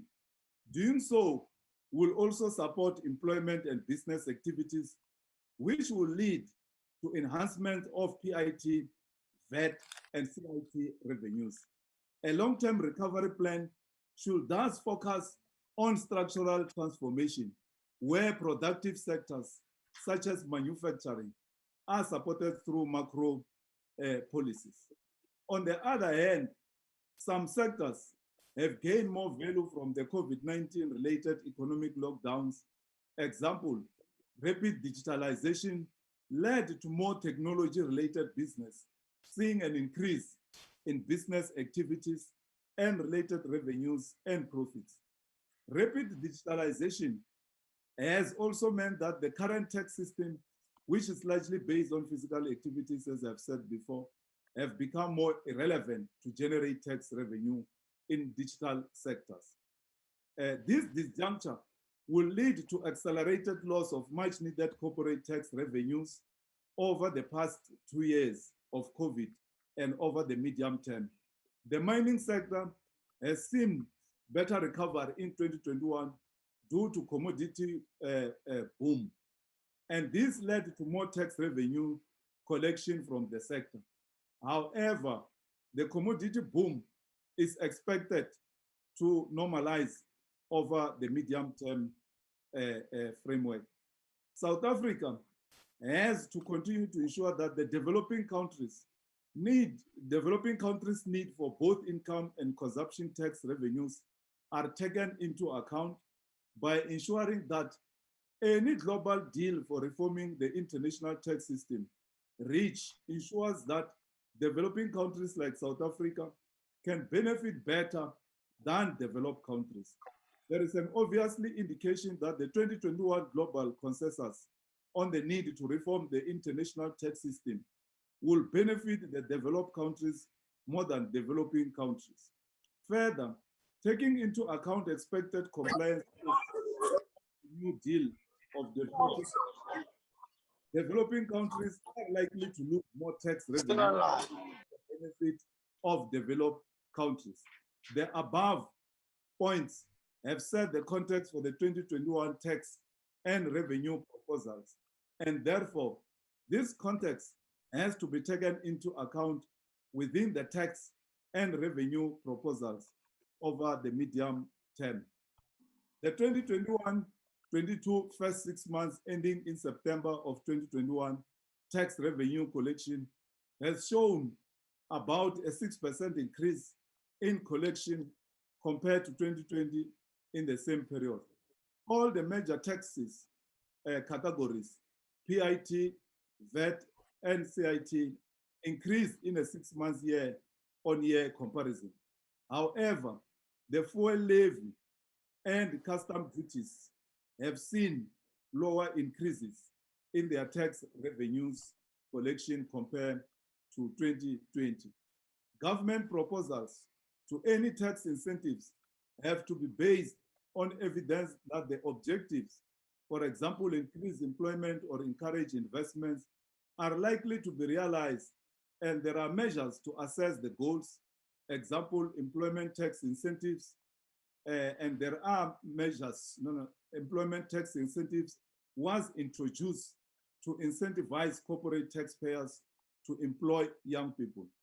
Given that this means revenue forgone, government is yet to provide evidence that the objectives are being realized or to prove that the abuse of incentives is avoided.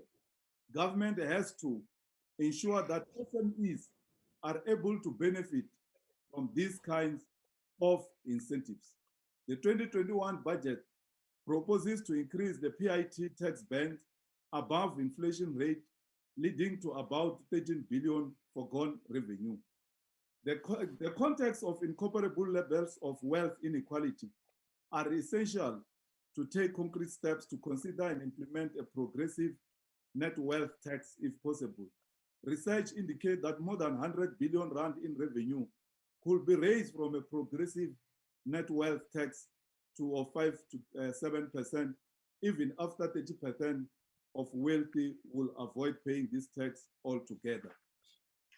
The 2021-22 budget proposes to increase excise duty, and then government must ensure that the impact of excise duty increases on the value chain is not ultimately absorbed by the poor consumer. The unintended consequences of excise duty increases include to stimulate the growth in the illicit economy. Therefore, government has to equally increase effort of enforcement and closing abuse gaps in the system. Government has to put more efforts on the productive sectors like mining, manufacturing, and farming. The tax system is geared towards managing and collecting the taxes from those that are compliant or at least semi-compliant, that is underreporting of income and overstatement of expenses. There is a need to ensure that tax administration is fair for the generally compliant. There is a perception that the current tax system failed to identify non-compliance with the informal economy, with particular concerns around illegal foreign-owned businesses. Government has to work towards closing any loopholes that lead to leakages in taxes within the informal economy. In conclusion, the committee welcomes the amendments which are directed at improving SARS administrative capacity, efficiency, and enforcing compliance. The committee notes the illicit trade in alcohol and tobacco is a serious problem and believes more needs to be done in terms of the compliance and law enforcement. I move that the report be adopted, Honorable Deputy Speaker. Ndakenza, asante sana, obrigado. Nakenza Tatana Maswanganye. The Honorable Dr. George. Thank you, Chairperson. Government has an obligation to taxpayers. When government mismanages tax collected, the social contracts gets eroded. Our public financial system is riddled with maladministration and corruption, and there is no political will to hold anyone to account. There is little wonder why honest individuals and companies feel unfairly treated when they are subjected to penalties for late payments and submissions, while others are literally stealing the money they pay without any consequence. SARS should concentrate on catching the real tax criminals who don't pay tax on illicit sales on alcohol and tobacco. Government mismanagement of the COVID pandemic included a ban on alcohol and tobacco sales. This enabled illicit trade to flourish, and legitimate traders are now punished with higher taxes. The tax administration laws clamp down heavily on already compliant taxpayers, while the actual tax evaders continue regardless. The minibus taxi industry is a prime example. The minister's recent medium-term budget policy statement has highlighted the very serious public financial crisis that our country faces, a crisis caused by a government that has betrayed the public trust. The debt burden that crowds out service delivery resulted from financial mismanagement, and there is nothing in the taxation laws amendments that seeks to provide any incentives that will stimulate economic growth, facilitate job creation, and lift the millions of people living below the poverty line into prosperity over time. Personal income tax bracket adjustments have lagged inflation for over a decade and require a proper adjustment. Despite hidden taxes such as the fuel levy rising relentlessly, the road accident fund teeters on the brink of total financial collapse. Relentless increases in the tax burden of a shrinking tax base is not financially sustainable. Unless government manages its expenditure, especially on the public sector wage bill and bailouts to hopelessly bankrupt state-owned enterprises, debt repayments will deprive the most vulnerable members of our society of the social support they so desperately need. After locking in the retirement assets of members who financially emigrate, government attempted to impose a withdrawal tax anyway. Although this clearly unconstitutional proposal was withdrawn, it will likely be revived, and we will continue to oppose it. Former Minister Mboweni promised some progress on retirement reform, and Minister Godongwana followed suit, but nothing has happened. Government plans appear to be it's gaining access to pension fund assets to pay for massive infrastructure projects.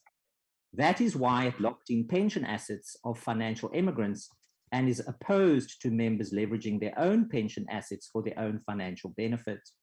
Having mismanaged its tax revenue, government now seeks to access and mismanage private pension assets. Call it what you like, locked in pension money is a prescribed asset. The taxation amendments will make no difference to the fiscal framework, where indicators are all pointing in the wrong direction. Our economic growth will remain tepid at best, and with a new round of international travel restrictions that we may well experience recession. Although governments have strongly condemned the unscientific, unnecessary, and prejudiced international knee-jerk reaction to the new variant that shuts us off from the world, nothing has changed in its incoherent economic policy that shuts down economic opportunities inside South Africa for everyone.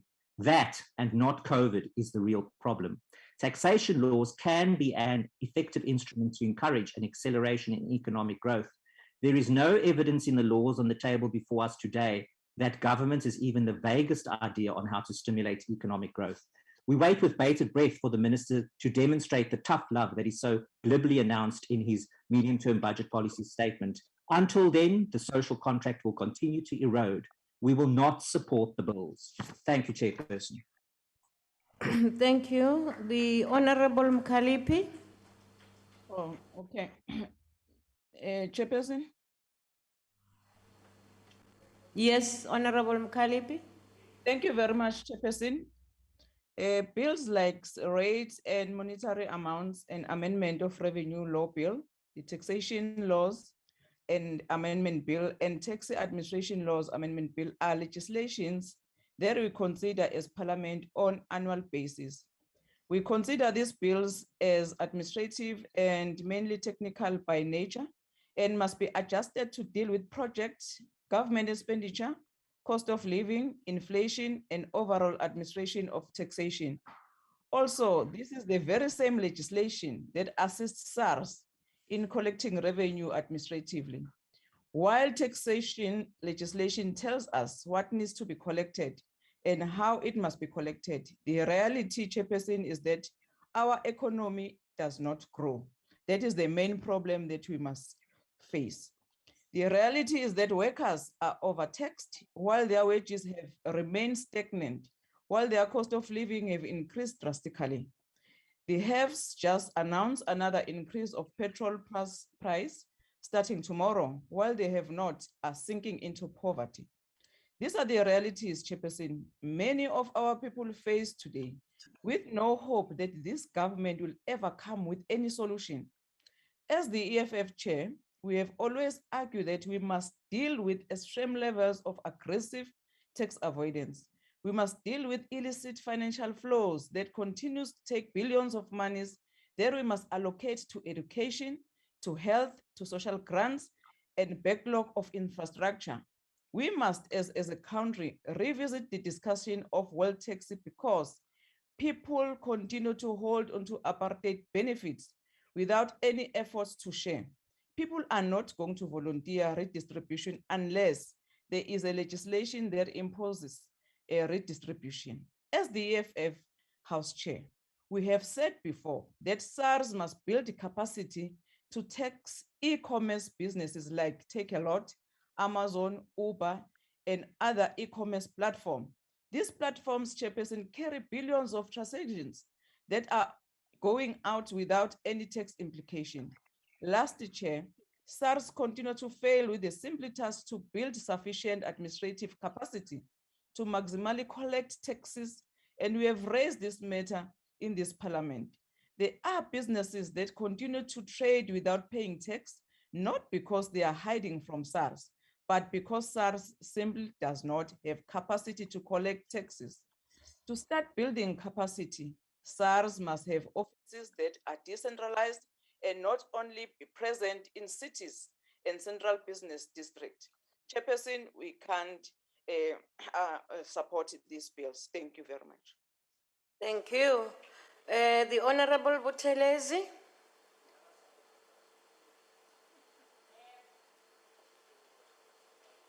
The Honorable Buthelezi from the IFP.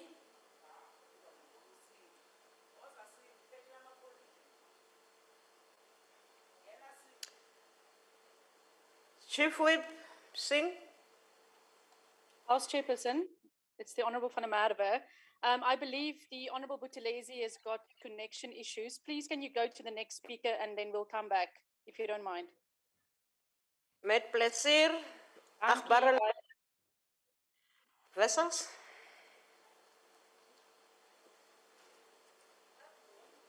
Thank you, Honourable House Chairperson. House Chair, increasing revenue by increasing taxes, levies and duties will not sustainably save our financial woes. Tax incidence has far outgrown the economic viability relative to the inflation rate and that of excise tax instruments. The increase in excise duties should be below inflation and not currently on an 8% level. Illicit trade of tobacco and alcohol are at an all-time high because of this government's ill-informed prohibition during 2020 and earlier this year. The rate of excise should be adjusted to combat this illicit trade. Chairperson, the Road Accident Fund is completely bankrupt and dysfunctional. It is a shame that this government, year in and year out, does not do anything to really save this situation, get rid of the Road Accident Fund, and get an alternative in place. The taxpayer is overburdened with a fuel levy increase, with an increase on the levy that goes to the Road Accident Fund, and then that Road Accident Fund is dysfunctional. This does not only have an effect on businesses, but also on the taxpayer, the consumer, and everybody in the value chain. And this is also the case with excise duty.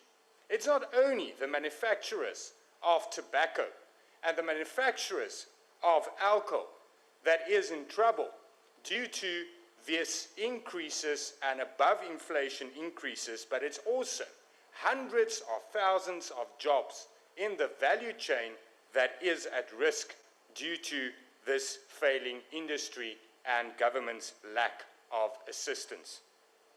Chairperson, whilst wasteful expenditure, looting and corruption is rampant, can taxpayers be blamed for being hesitant to pay their taxes? Hierdie regering moet leer dat belasting verdien moet word en nie net geïn moet word nie. Die regering moet leer dat daar waarde vir belastinggeld moet wees. Dit help nie om al hierdie tegniese wysigings te maak en te probeer om staatsinkomste te verhoog, terwyl daar nie waarde vir daardie belastinggeld is nie. Terwyl paaie nie reggemaak word nie. U salaris is die probleem. U ministers se salarisse is die probleem. Terwyl die mense daar buite ly, gee u om oor die salaris, maar dis reg agbare lid. Die probleem is dat meer verligting gegee moet word aan individue en aan sakeondernemings om die ekonomie aan die gang te kry. Ons kan nie deur belastingverhogings dink ons gaan ekonomiese groei stimuleer nie.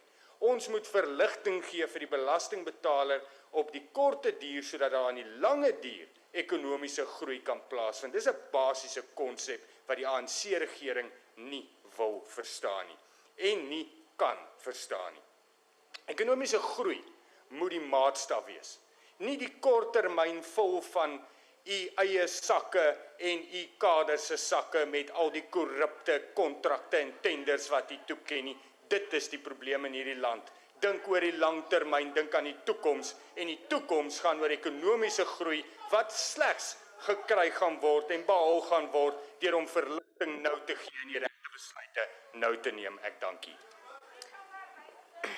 Dankie. I'll call him when after.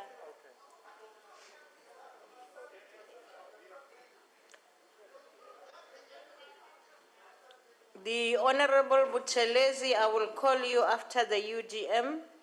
If you are ready, just be patient. The Honorable, the Reverend Swart. Thank you, Chairperson. Chairperson, these are very technical tax bills dealing with a number of tax-related issues, and the issues raised by the public during the public hearings on the draft bills covered employment, individuals, savings taxes, general business tax, international tax, value-added tax, and carbon tax. That was in the draft taxation laws amendment bill. Now, following consultations and workshops held by the National Treasury and SARS, stakeholders and public hearings, some initial proposals were modified and changed in the bill that was tabled on the 11th of November, and that the ACDP welcomes. However, in my limited time, I would like to focus on one issue, and that is the Employment Tax Incentive Program, which was introduced way back in January 2014 to provide for employment of young workers and make provision for employers to reduce their pay-as-you-earn tax payment to SARS for the first 2 years in which they employ qualified employees with a monthly remuneration of less than 6,500, and that, of course, subject to certain limitations. Now, this the ACDP clearly supports, given the high levels of unemployment in the country. However, National Treasury then discovered that some unscrupulous taxpayers had devised certain schemes to claim the incentive in respect of individuals who do not work for them, but are rather engaged in training programs using training institutions with no employment characteristics and therefore failing to meet the criteria as set out in the Act. Now, amendments were proposed in the draft bill to clarify this aspect, and requirements were added that work must be performed in terms of the employment contract. And the ACDP supports this amendment to prevent abuse. Now, it is also interesting that the committee recommends that the National Treasury should consider the criticisms that this program is not achieving the goals, and this clearly does need to be researched. Now, as other speakers indicated, there is a dilemma with many taxpayers whilst appreciating the need to pay tax when money that is being collected is being wasted by the fiscus through corruption. ACDP is also concerned about, and previous commissioners indicated that there is a slight immorality when it comes to paying tax, almost a reluctance given the wide state capture and corruption that was experienced. And when one also considers the hard lockdown provisions, where South Africa had one of the hardest and longest lockdown provisions, then clearly this also had a very severe impact on the amount of tax that was collected for the fiscus. And that is something that the ACDP urges the Treasury to look into. We welcome the tax benefits that were granted, the relief schemes that were granted during this time, but we still remain concerned about a number of the aspects contained in these bills. I thank you.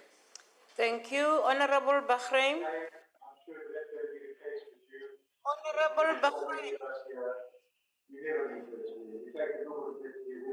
Honorable Bahrain. Honorable Bahrain, please. You have been interrupting for too long. And I'm sure you are not aware your mic is open. Please. The Honorable Kwankwa? Not on the platform, okay? Is Honorable Buthelezi ready from the IFP? House Chairperson, Honorable Tlengwa will speak on behalf of the Honorable Buthelezi. However, he says he's got a problem to unmute. He's asking that the table please assist him so that he can speak. Okay, I will call the Honorable Sibisi, but after that, if he's not in, he won't be able to participate. The Honorable Sibisi? Now awukho.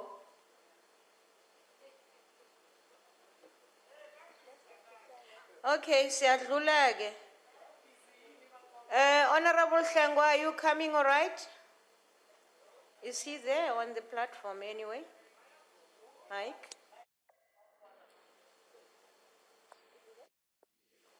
Is Chair, sorry, Honorable Tlengwa says he is on the platform ready to speak, but the system is saying the host is not allowing him to unmute. So there's a technical difficulty. the mic is muted from what we can see on the virtual platform. Can't he unmute? He says when he tries to unmute, it says that the host is not allowing him to unmute. So it seems that it's a problem, a technical error on that side. Unfortunately, once we call on the GA, they won't be able to participate. So I'm going to pass. Okay, let me just call AIC. Are you there? Al-Jama, are you there? Honorable Chair, Al-Jama supports the bill. Thank you very much. Thank you. Honorable Hlengwa, are you there?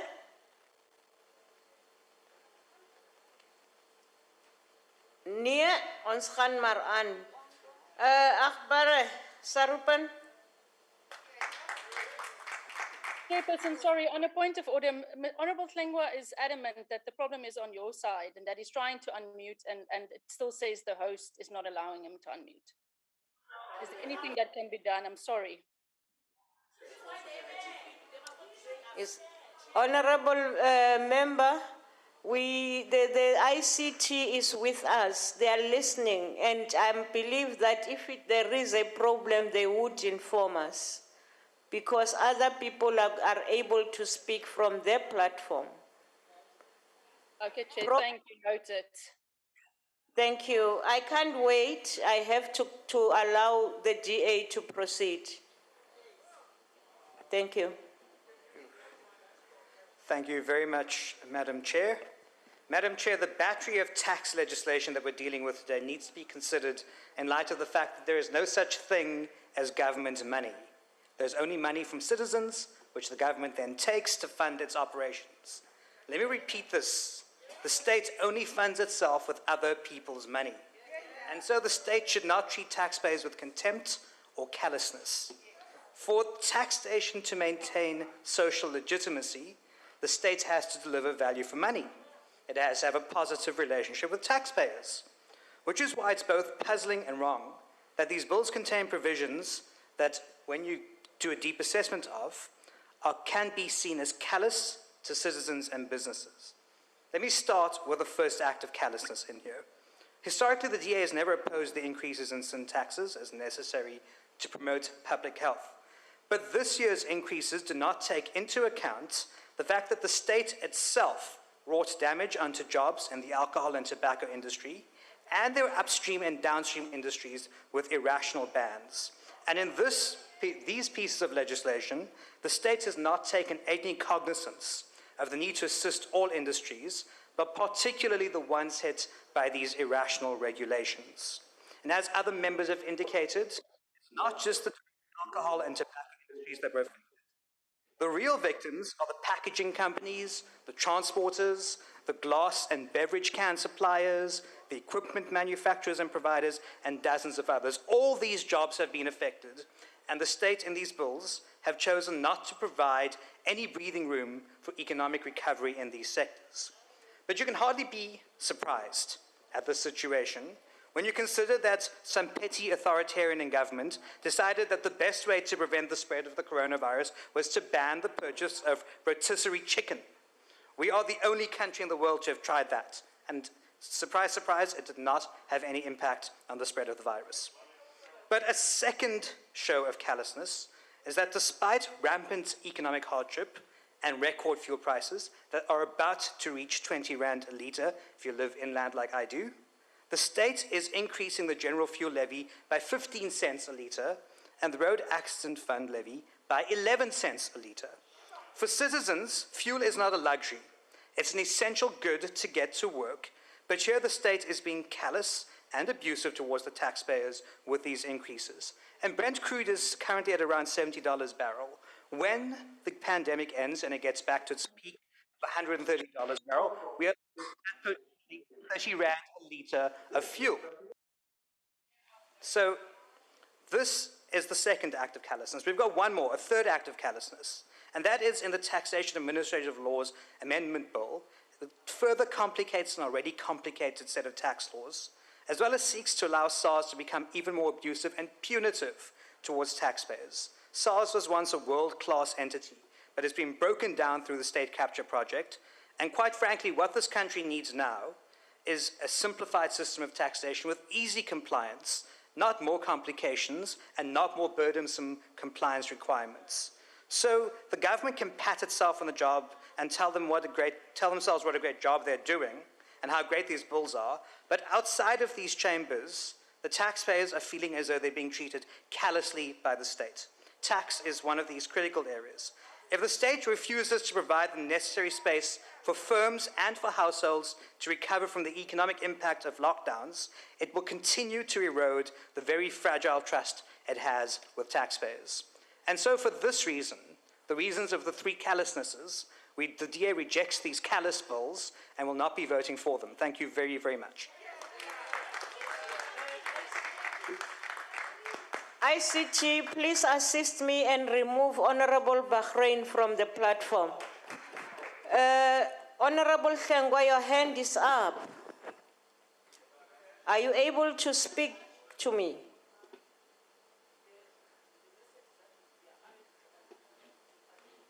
All of them. ICT, members who wish to speak are unable to unmute. I don't know if you can assist.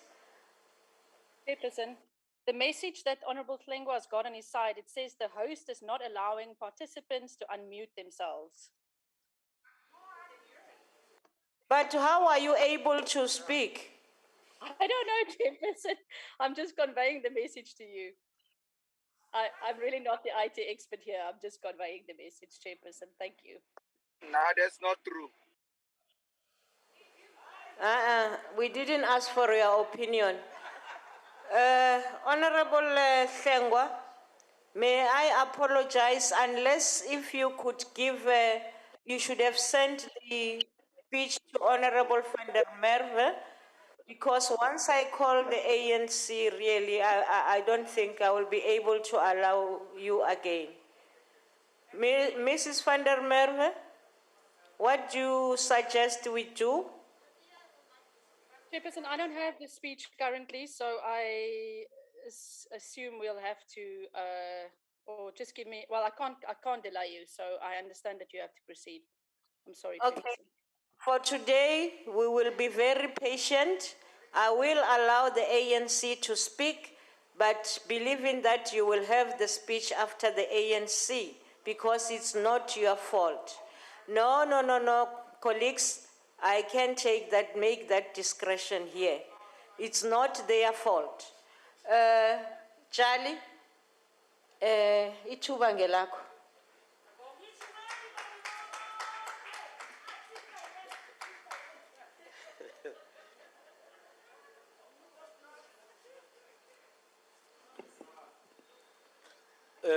Yathokoza sihlalo ohloniphekileko malunga ahloniphekileko wendlule yesibethamthetho abahlali bonke beSouth Africa lutsha. Today's debate for the African National Congress is the opportunity to once again restate that our policy and philosophical orientation towards taxation and amendments to the revenue laws is predicated upon the principle of cross-subsidization of the poor by the wealthier, and that any amendment to taxation legislation and revenue proposals must result in the ongoing struggle to bring about a more equitable society in which each contributes according to their ability set against a regulatory framework. Honorable House Chair, clearly the taxation and revenue legislation need to respond to what will, on the balance of evidence, provide for the greatest prospect of growth. Increases and decreases are framed within a wider context and seek to address the problem statement, what will stimulate and what may result in a counter effect and have the opposite result to what was intended. So the debate should engage with what is the balance we are seeking to achieve by financing our revenue needs and also attracting both domestic and foreign direct investment in the productive sectors of the economy. So the debate is not a subjective knee-jerk reaction that you get from some parties who see any tax increase, be it personal or company, as being inherently a disincentive. This unscientific approach does not help honorable members of the DA. Honorable members, another key part of the debate is the matter of broadening the tax base. This is obviously necessary, but understanding what we mean and what should be done is not well understood by other honorable members of this House, particularly those of the opposition. Broadening the tax base is not just about adding the numbers of tax contributors, as some have tried to make us believe. Rather, it is also about introducing broader tax measures that effectively tax those major role players in the economy who have had the ability to avoid paying the appropriate tax through well-established profit shifting mechanism. I heard the Honorable Vessel said, it's not a problem. We cannot blame taxpayers, those taxpayers who are not paying tax. Well, I know that, Honorable Vessels, you can be reckless at times, but I did not expect that from you. I think that's too much coming from you. So broadening the base is about plugging the gaps that have been created to avoid paying the proportional amount of tax required. Equally, we have got to create the climate that seriously addresses the fact that major players in the financial sector of our economy are not investing in the productive sectors of our economy, but rather banking money, financing debt, and throwing the benefits, all of which lead to a picture of non-invest in the real economy, and this does not help economic growth. Clearly what we are considering today in the amendments both to the tax and revenue laws is to address the loss of critical revenue that is needed for development purposes and dealing with profit shifting in the context of illicit money flows. This leads the debate to deal with the question that most in the opposition parties argue for, with some exceptions, that increased taxation is inherently bad and any increase must be resisted, Honorable Sarupen. So let us examine the facts, honorable members. The question of whether South Africans can be taxed more has to be discussed beyond superficial opinions about the level of taxes as a percentage of GDP, and that by default treat the tax-paying population as homogeneous when in fact they live in one of the most unequal societies in the world. The ANC has the responsibility to ensure we build a more equitable society, and therefore how you amend and restructure the tax regime has everything to do with this. So you need to understand these things, honorable members. Cheers.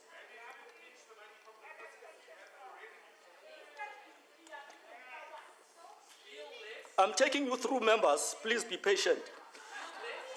So honorable members, whilst we all agree that infrastructure spend must take place and that deindustrialization is bad for the economy. Few are prepared to place this debate in the context of what is the appropriate taxation regime that will enable this to be done. Therefore, what we find in our public hearings on the taxation legislation are the advancement of sectional interest, the negative impact of the extraordinarily high levels of inequality and poverty on the economic stability of the country is less of a consideration, whereas for the ANC, this must be a primary consideration.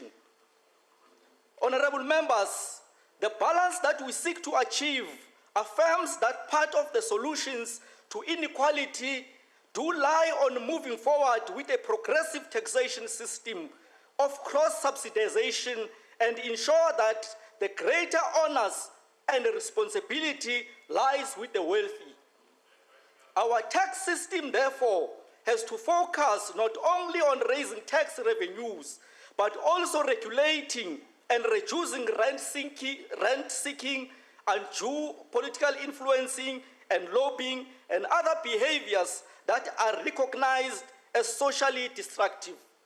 It is a fact that the wealthy do have far more levels of disposable income, and therefore, each year when we hear the cry that personal income tax must not be changed, what are these voices really telling us should happen? That's $1 million question. Honorable House Chair, what confronts government each year is to continue a project that will bring about greater equity and thereby social cohesion, whilst being confronted with interest groups often configured along social strata lines who seek to protect as a group their overall share of income, while the top 10% is bent on enlarging its share at the expense of other stratas. ANC tax policy seeks to drive redistribution and restructuring in South Africa, where less than 5% of the population owns 95% of the wealth.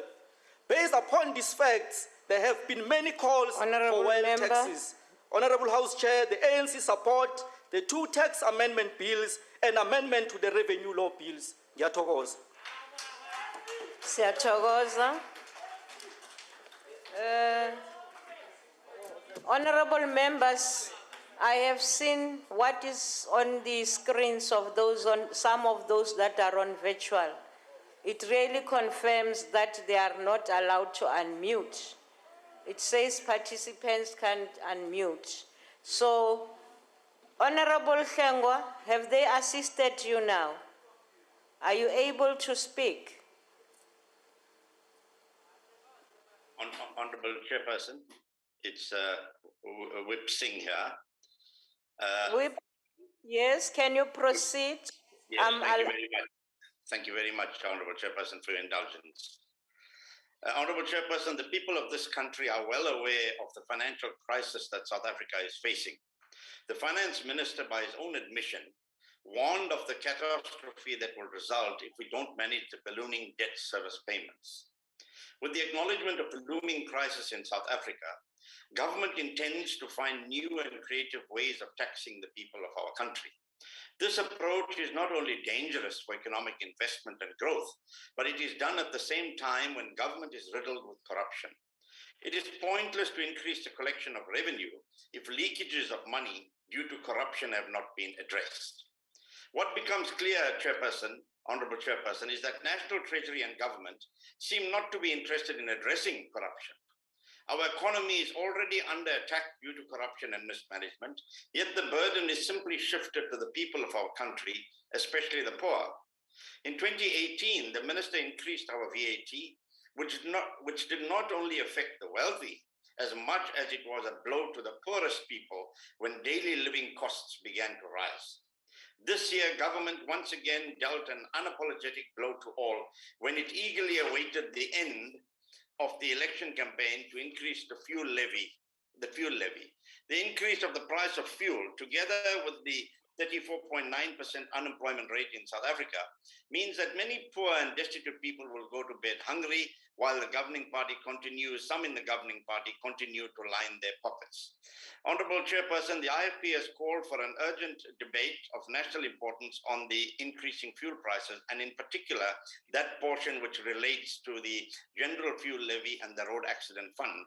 And I know the minister will not have time to respond to that in detail, but hopefully the Honorable Speaker will allow that debate so that South Africa can know what is exactly happening with the fuel prices and how can government assist. Because there have been plans since 2019 to look at price capping, but these plans have not borne fruit yet. And we also see that perhaps next year, some analysts are saying the price of Brent crude oil would rise to $120 a barrel. And whilst we understand that there are extraneous factors that are related to the price of fuel, the 1/3 of the price of fuel is related to the taxes imposed by this government. So we would like to see the minister do something about it. We want investor confidence to be increased. The poorest of poor are going to suffer because they pay taxi fares, bus fares, price of food will increase, and we want the minister to create an investment-friendly environment, and that is not by imposing additional taxes. It is for that reason, Honourable Chairperson, that firstly I want to thank you again for your indulgence and indicate that the IFP will reject this taxation bill. Thank you very much. Thank you, Honorable Singh. Our apologies, the Deputy Minister. This is now your time to respond to the debate. Is this maybe facing the same problem? Honorable? Thank you. Thank you, Honorable Chair. I hope you can hear me. From my side, I don't have challenges. Clearly. Thank you. Thank you once more, Chair. And honorable members, thank you for debating the 2021 tax bills. And I really want to express my gratitude to the committee led by its chairperson, Honorable Joma Swanganyi, and the taxpayers for their patriotism, dedication, and willingness to interact with the 2021 tax proposals in a difficult year that compressed the timelines for responding.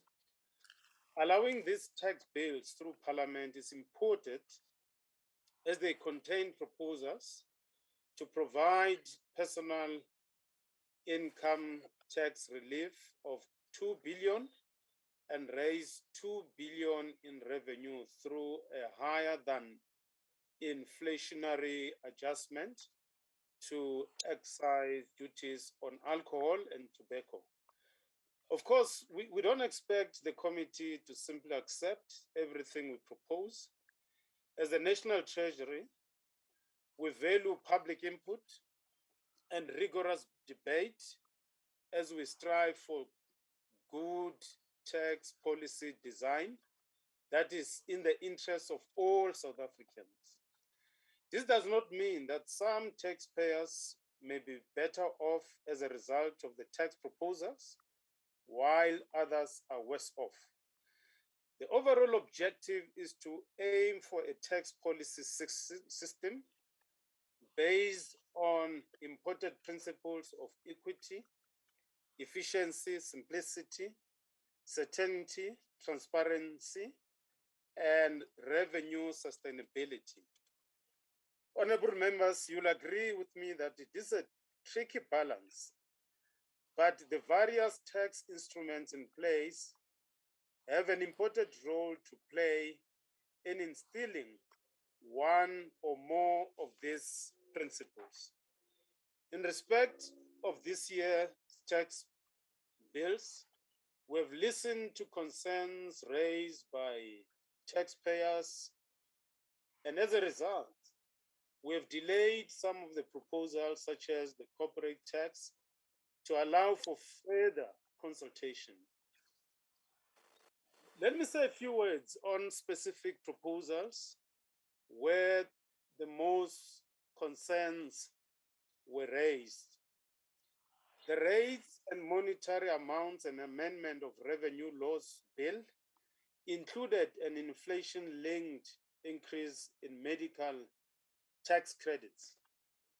The proposed increase in excise duties on tobacco was met with a lot of resistance, with commentators highlighting that the illicit trade of tobacco is the biggest challenge government should be tackling.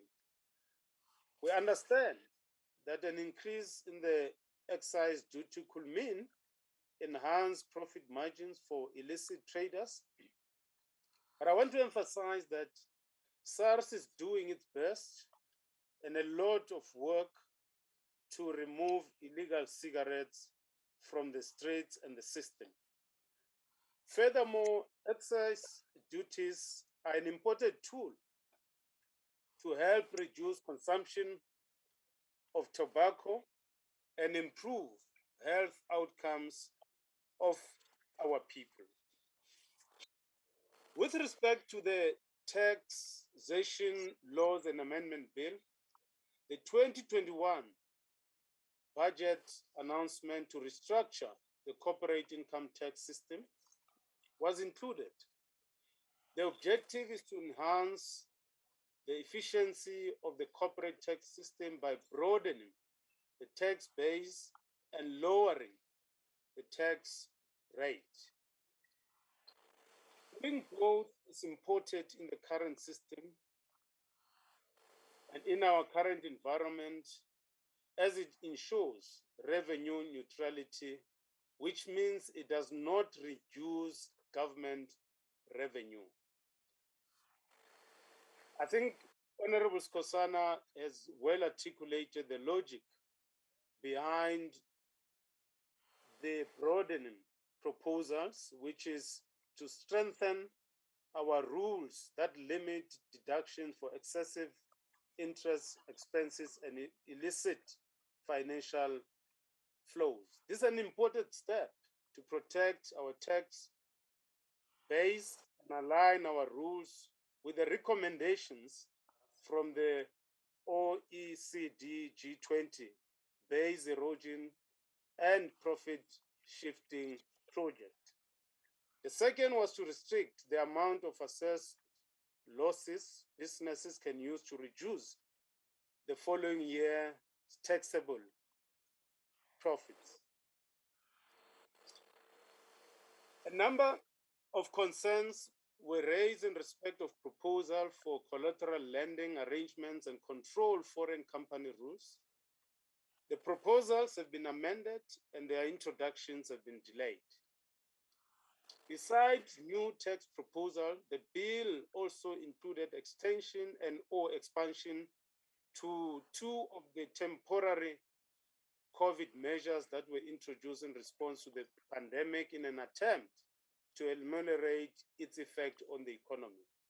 This included the employment tax incentive, which will allow tax-compliant SMMEs to defer employees' tax liability for a further 3 months. Honorable Chair, sustainable growth is a precondition for sustainable revenue generation. It is for this reason that government has been undertaking structural reforms and other measures to grow our economy. The second precondition for tax revenue is a state capacity to extract revenue, because it's one thing for the economy to grow, but it's another for the state to have the capacity to extract revenue from society. It is for this reason that we've allocated 3 billion over the next 3 years to enable SARS to build its capacity to make it easier for taxpayers and make it difficult for those who avoid paying tax. And I must also indicate that SARS is continue to build its capacity to extract revenue in different ways, including reaching the deep rural areas using the mobile tax units in rural areas. In conclusion, Chair, Let me say that this has been a difficult year for any party involved in this process, whether due to the global pandemic, the unrest experienced in our country, or the parliamentary schedule changes as a result of the local government elections. It has been a very difficult year indeed. And I want to thank each one of you for your time and commitment in helping us strive for the most appropriate tax policy design for our country and the challenges we face. I thank you. Nakenza, Dr. Masonto. Honorable members, that concludes the debate. Are there any objections to the rates and monetary? Oh, you want to speak? Oh, okay. To the rates and monetary amounts and amendment of revenue law bills being read a first time. House Chairperson, please note the objection of the Democratic Alliance. The objection of the Democratic Alliance is noted. House and Chair. I must say that you look very beautiful in your black hair. House Chair, yes. note the objection of the EFF. Noted, ma. House Chairperson, please note the objection of the EFF Plus. Noted. And the ACDP, thank you, House Chair. Thank you, noted. Honorable Chairperson, would you note the objection of the IFP, please? Thank you. Thank you very much. The objections are noted, and I will allow the Secretary to read the bill the first time. Rates and monetary amounts and amendment of revenue laws bill. Thank you. We proceed, honorable members. Are there any objections to the taxation laws amendment bill being read a first time? No objections agreed to. I proceed, honorable members. Are there any objections? Oh, no, the Secretary should read it the first time.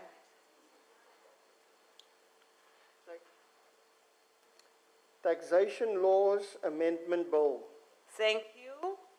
Are there any objections, honorable members, to the tax administration laws amendment bill being read a second time? House Chairperson, please note the objection of the Democratic Alliance. Noted.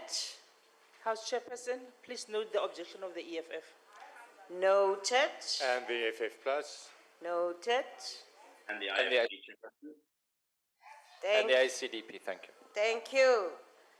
The objections are noted and the bill is agreed to, and I'm going to allow the Secretary to read the bill a second time.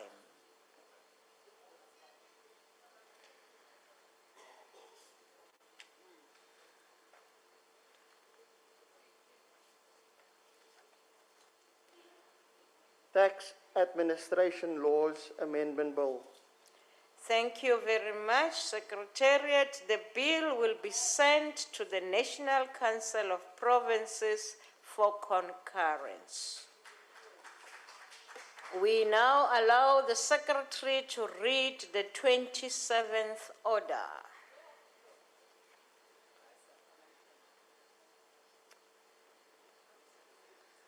Second reading, rates and monetary amounts and amendment of revenue laws bill. Are there any objections to the bill being read a second time? House Chairperson, please note the objection of the Democratic Alliance. Noted. House Chair, note the objection of the EFF. Noted. And the Freedom Front Plus. And the IFP, Chairperson. And the CDP, thank you. Thank you very much. The Secretary will read the bill a second time. Rates and monetary amounts and amendment of revenue laws bill. Thank you very much. This bill will be sent to the National Council of Provinces for concurrence. The Secretary will now read the 28th order.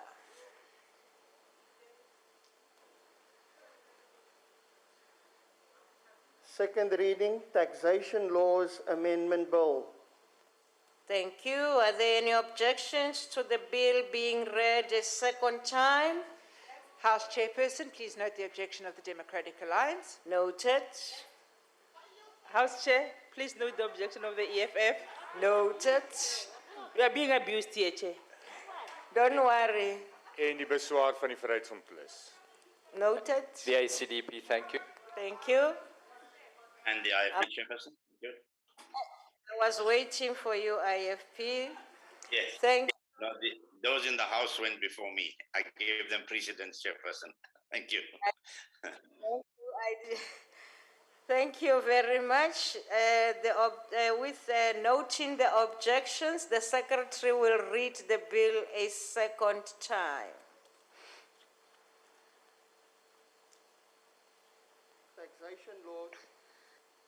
Taxation Laws Amendment Bill.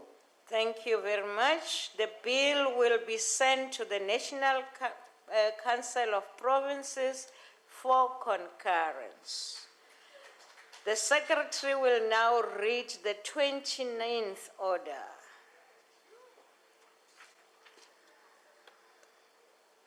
Consideration of report of Portfolio Committee on Home Affairs on oversight visit to government printing works.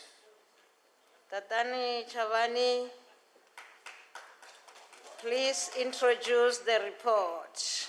Thank you, House Chair, members of the House. The Portfolio Committee on Home Affairs is presenting before the National Assembly the report on oversight visits to government printing works for consideration and approval by the House. The oversight visit took place on the 26th May 2021. The Portfolio Committee received a letter from Organized Labour, PSA, and NEHAW, which are recognized unions by government printing works.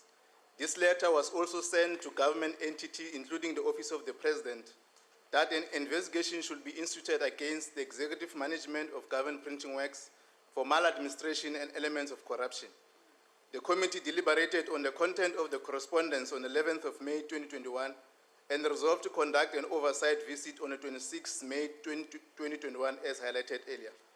The House will note that during the visit, the entire labor force was picketing to demonstrate their grievances to the committee.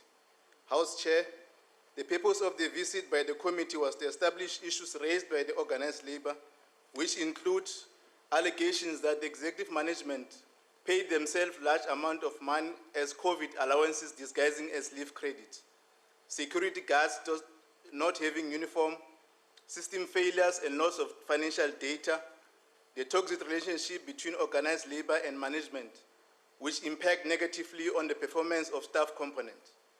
The committee conducted a tour at the government printing works facilities and later met with the organized labor, the executive management, the Minister of Home Affairs, and the Director General of Home Affairs.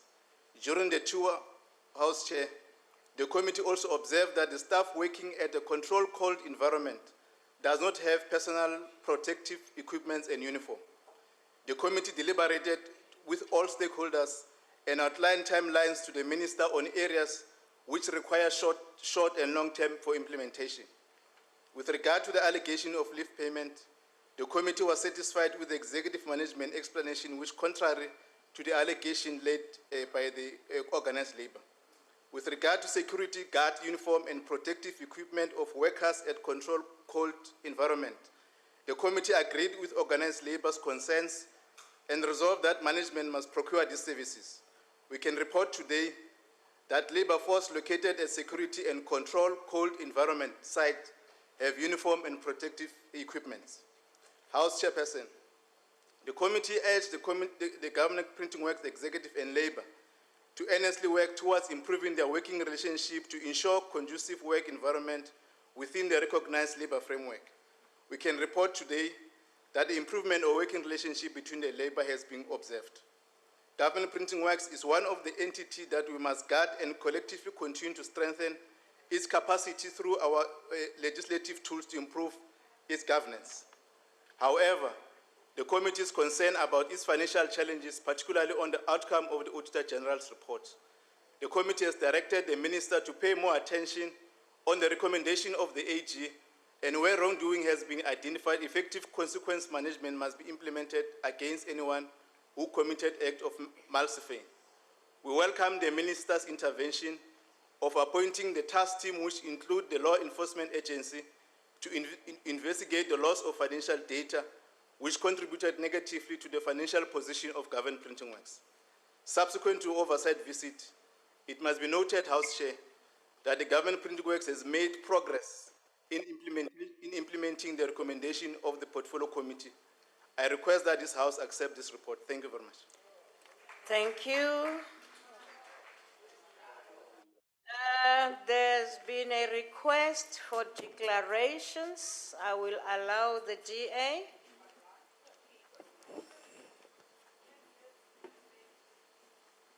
Thank you. Yes, proceed. Thank you. I'll never forget the first oversight visit to the Government Printing Works in 2019. Some of the workers showing such pride in their job and were so animated in talking about what was possible at the GPW. Unfortunately, since then, an oversight visit to the GPW is becoming an annual event. In May 2020, on the basis of complaints from whistleblowers, in May 2021, on the basis of complaints from both unions. So it is fitting that these oversight meetings were held in May, as May Day is a word that comes to mind when considering the GPW, an entity in deeper and deeper distress. More stakeholders from different sectors are sounding the alarm. It has taken SAPS over a year to investigate substantiated allegations of criminal actions against the then acting CEO of the GPW, and the situation got so bad in producing the Government Gazette, which is critical for the functioning of courts, that in July the High Court in Pretoria had to order the GPW to print it every Friday without interruption or delay. There are too many voices calling for consequence management at GPW, and this includes the Auditor General. So the GPW obtained unqualified with findings audit opinions from 2016 to 2018. Since the current accounting officer was involved, 2019, qualified audit opinion, late submission. 2020, disclaimer with findings, the lowest of the 5 levels, late submission. But in 2021, they managed to go even lower and achieved an outstanding audit. Now, for the benefit of deployed cadres in the House, when they say outstanding, that doesn't mean well done, because it can be confusing. In the 2020 annual report presentation, the GPW CEO stated that they had made progress during the 2020 financial year. Perhaps she was referring to progress on collecting Voyager miles. Now, in betrayal of the promise, how South Africa is being stolen, Professor Haroon Borat found that the first step in state capture of an entity is to chronically weaken governance and operational structures. In this regard, the Minister and CEO have indeed done an outstanding job. The latest May Day meeting took place after the PSA in Nehawu wrote a letter to the committee calling for action against the GPW executive for maladministration and elements of corruption. We were greeted by a picket of workers and near empty workshop floors. And it is interesting that at virtually every oversight visit of offices or entities under the Department of Home Affairs, the offices are always empty. No people on the floor, no awkward questions for officials to answer. The unions alleged that the GPW executive paid themselves exorbitant amounts of money as allowances and disguised it as leave credits. And the GPW executives make use of legal representation at the cost of the taxpayer to defend themselves against complaints from frontline employees. The committee rightly expressed concern with a number of evergreen contracts at GPW.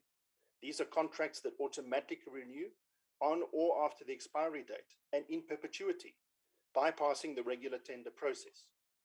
But the most alarming example of brazen incompetence of the GPW executive was the loss of audit and financial data dating back to 2019 until the 4th of February 2021. And without an adequate backup, which is unforgivable, that data needs to be recreated at a cost of millions of rands. Worst of all, this was only revealed to the Portfolio Committee in response to a question from the DA. Without this question, there is no indication this would have been revealed. What happened to the officials that participated in the so-called picket?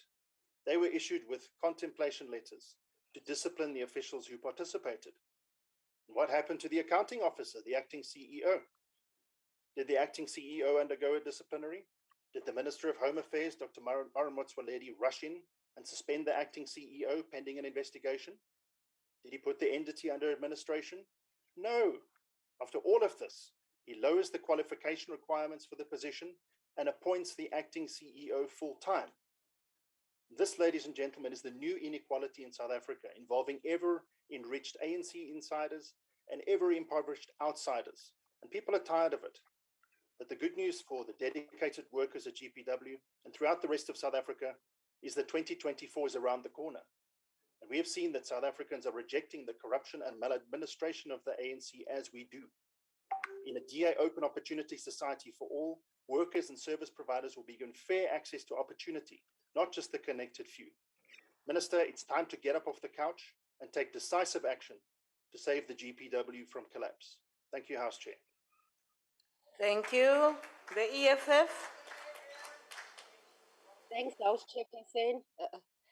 House Chairperson, last year we were part of the oversight visit to the government printing works following allegations of impropriety against the acting CEO of the government printing works, Ms. Alina Fosi. This time around, we went there and found workers we found workers protesting because of alleged mismanagement of the entity. As it was last year, we have found from the outset that it seems to us that the rival trade unions, PSA and NEHAU, are using the acting CEO as a political football for their own narrow interest. Most of the accusations that these unions have been peddling about the management have been without substance. We know for a fact that in this country, female leaders who are strong-willed and do not get easily pushed around by men are always accused of being difficult to work with. This may very well be the case with the issues the unions have against the female leadership of the entity. What we cannot run away from, however, is that there is serious lack of leadership in this entity, and lack of political intervention by the minister may be exacerbating this problem. Political leadership must step in and deal with the politicization of the functions of the entity by political beholden unions. We as the economic freedom fighters, we reject this report. I thank you, House Chairperson. Thank you, IFP. Thank you very much, Honourable House Chairperson.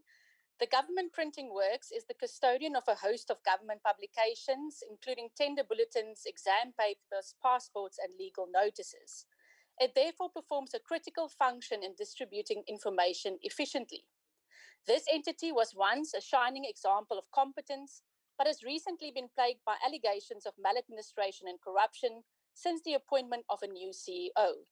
And instead of dealing with these issues, the minister have sought to protect the new CEO. It is against this background that the Auditor General was scathing in his report on the GPW this year, the entity achieving an outstanding audit. It is clear that this entity is fast sinking deeper and deeper into trouble.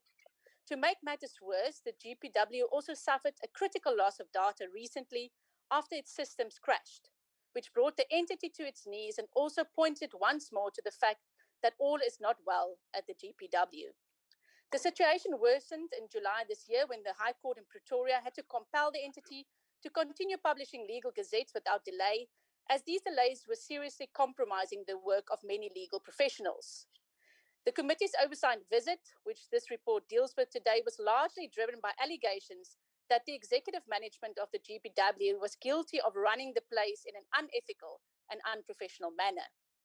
It was clear from arriving at the head office of the GPW that there was a deep mistrust between staff and the executive. The committee was met by picketing staff, and in meetings with organised labour, many serious allegations were levelled, ranging from the failure to pay staff overtime, the abuse by the executive management of legal services and disciplinary hearings, and that the Human Resources Unit were not supportive to the staff, but took the role of defending management at all costs. Just as alarming was the fact that it was alleged that management were running side hustles or businesses from their offices, while it was also alleged that basic necessities like ink and paper were not being ordered on time, resulting in machines being down and therefore valuable business and contracts being lost. During our visits, these issues were discussed in detail. Management denied the allegations, and the committee recommended that an urgent solution be found to the deadlock between staff and management. The IFP remains concerned that this once well-oiled government machine is being compromised daily. We remain concerned that a toxic environment at the entity prevails and that it will completely erode its credibility. The IFP therefore calls once more for an independent human resources and management audit of this by an independent body of experts for the GPW. There's just too much rot at this entity, which has not been uncovered. We need to act decisively to stop the corruption and mismanagement of this captured entity. I thank you, Chairperson. Thank you, Honourable Member. The FF Plus. No declaration, thank you, House Chair. Thank you. The ACDP. The UDM. No declaration, sir. Thank you. Good. NFP. AIC. COPE. PAC. Al-Jamaa. Thank you, Honourable House Chair. Honourable House Chair, I think that this House must acknowledge the good work that the Portfolio Committee has done. They have raised these issues quite a few times. Al-Jamaa supports the position of the IFP that seems to be the way forward. In spite of all the good work of the Portfolio Committee, we cannot allow this state of affairs to continue, and I hope that the Minister and the Chair of the Portfolio Committee will take note of the presentations made by members of the opposition parties and really do something active about it. Thank you very much, Honourable House Chair. Thank you. ANC.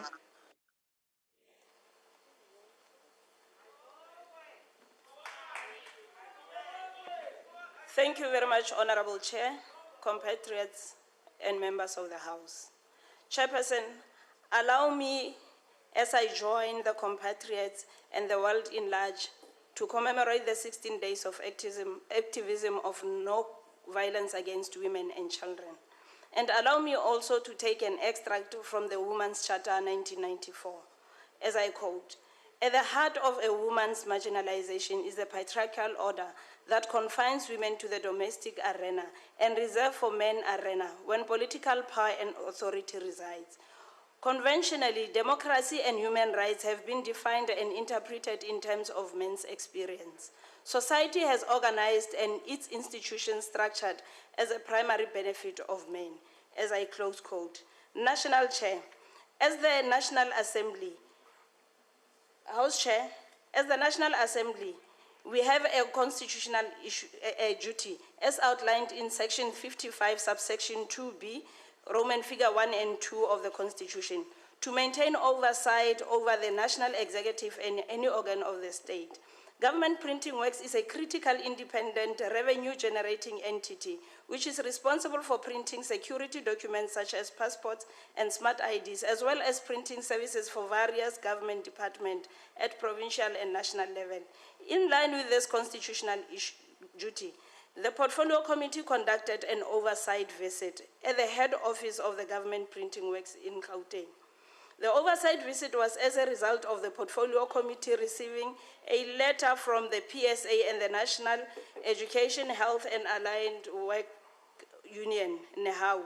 The letter was also sent to previous government institutions as well as the President, as the committee chairperson has already outlined. And it may be recalled that last year, the Portfolio Committee conducted an oversight visit to GPWP because of complaints received regarding allegations of corruption. The Portfolio Committee indeed toured the GPW facility and met with 2 labor unions, the executive manager, the minister, the DG of Home Affairs, and got an appreciation of some of the challenges at the entity. The committee deliberated on those matters and made recommendations. Between the time of the oversight visit to date, positive interventions have been made by the department. The chairperson of the Portfolio Committee has outlined some of these, which include the procurement of uniform to security and officials and the delivery of personal protective equipment. Last year, the committee recommended that cordial working relations between the management officials and labor unions be fostered. To date, much work has been done. We applaud organized labor for interacting with the committee. We appreciate the relations between labor unions that have improved. We applaud the Minister for responding to the Portfolio Committee and instituting the investigation team. Chairperson, with regards to the issue of insourcing legal services function, it was reported that GPW sought approval from Minister and DPSA of the structure for Directorate Legal Services because there were no posts allocated on the existing approved blueprint structure. Approval was granted and GPW advertised posts attached to this directorate. It was also reported that panel of shortlist prospective incumbents has already been approved. With regards to the issue of the system's failure and procurement of the new ERP system, it was reported that GPW had appointed CSSI as a service provider with expertise on data retrieval to conduct data recovery directly from the damaged enterprise virtual array. GPW had been receiving daily reports on progress made by CSSI in the daily war room meetings. The recovery data project has been concluded, but it was discovered that more sophisticated equipment needed to be acquired to extract the data, as the company could not retrieve the required information. Furthermore, the GPW had already internally put together a project plan on the rebuilding of organizational data while the data recovery process was underway, so that the two processes run parallel. These interventions are indeed welcomed. Chairperson, GPW needs to develop a strategy so as to respond to the issues raised by Auditor General. And as the ANC, we call on all the law enforcement agencies to follow up on issues raised, and to follow up on issues raised, and not to leave any rock unturned, to deal with everybody that is contributing negatively to the day-to-day operations of the GPW. We wish the GPW and department well. We urge them not to relax their effort in executing their respective mandates. We will continue providing support to it and conducting oversight in line with the dictates of the Constitution. The ANC therefore supports this report. Thank you, Honourable Member. I will now recognize the Honourable the Chief Whip of the Majority Party. Thank you very much, Honourable House Chair. I move that the House adopts this report. Thank you. The motion is that the report be adopted. Are there any objections? No objections. Agreed to. The Secretary will read the last order of the day. Consideration of report of Portfolio Committee on Police on oversight visit to Central Firearm Registry and Forensic Science Laboratory Biology Section, Pretoria, on 15 May 2021. I will now call upon the Honourable Peacock to introduce the report.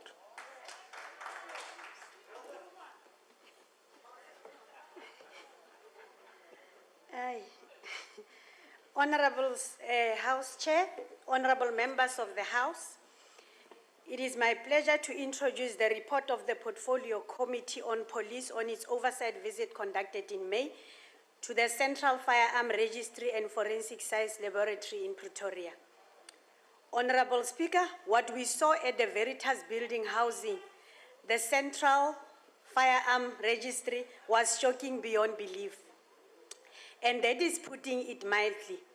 We saw piles of firearm applications stacked in corridors, boardrooms, and offices. We saw unbearable working condition of the men and women working in a building that can only be described not a good condition. Thinking back now, I still cannot believe what we witnessed. As a result, the committee recommends that the Central Firearm Registry personnel working in the Veritas building must be relocated to another building as a matter of urgency. We went as far to suspect a serious case of corruption, with the lease being continuously renewed despite the building being declared unfit for human occupation, and recommends that the SAPS must conduct an investigation into possible corruption associated with the continual renewal of the Veritas lease, and that SAPS should institute disciplinary procedures for individuals for signing off on the lease. Honourable House Chair, it came to light that the Veritas building is one of many facilities that are in dire need of upgrade, and a mere as it shows that the space that they've been making use of is not suitable at all. The committee recommends that the subs should address the efficiency of their facility management strategy and should appear before the committee to explain the challenges faced with cooperation with the Department of Public Works and Infrastructure. In addition, the committee recommends a ministerial intervention to address the challenges between the SAPS and the Department of Public Works and Infrastructure with regard to the facility management. The firearm license and competency certificate application system of the SAPS must be modernized. The paper war being fought by SAPS in this regard is truly untenable. It is not working, it is inefficient, ineffective, and outdated. We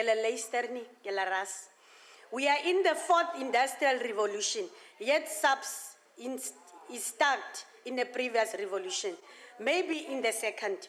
As a result, the committee recommends that the SAPS should fast-track the modernization of the Central Firearm Registry into digital system, allowing online application and renewal of the firearm-related licenses. Honorable House Chair, it is well known that SAPS has a massive backlog in the DNA analysis, and this is it poses a significant threat to the criminal justice system. During the oversight visit to the Forensic Science Laboratory, we noticed that the automated equipment used in the reference index laboratory have not been operational for the past 6 months because there was no maintenance contract in place for the machine, which means that the machine cannot be calibrated and thus the evidence are unattainable in court. As a result, the committee recommends that all maintenance contracts for the DNA analysis machine should be completed as a matter of urgency, and that all procurement contracts for DNA consumables must be effectively managed to avoid the repeat of significant shortage that led to the current DNA analysis backlog. Agbare voorsitter, die verdere ontwikkeling en implementering van die forensies uitstaande besteding moet geprioriseer en vinnig opgespoor word. Dit is 'n noodsaaklike stelsel om die spoor en die spoorvermoë van die Suid-Afrikaanse polisdienste onmiddellik te maak. Die samewerking tussen die polisie en SITA moet versterk word om die sukses van hierdie projek te verseker. Honorable House Chair, we are receiving monthly report on the progress made with clearing the backlog in the firearm application as well as the DNA's analysis.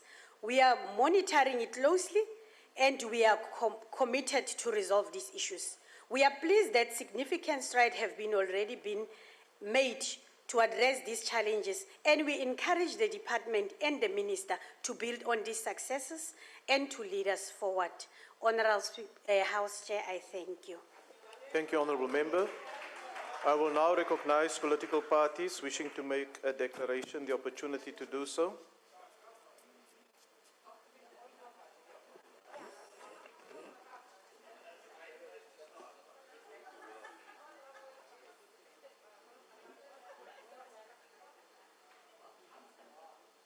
The Democratic Alliance.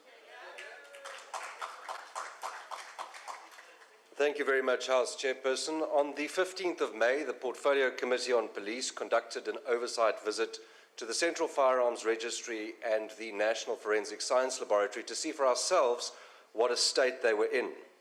Arriving at the Central Firearms Registry, it was immediately clear that this has become a neglected division of the South African Police Service, left largely to its own devices and without any meaningful leadership to ensure the smooth processing of firearm license applications.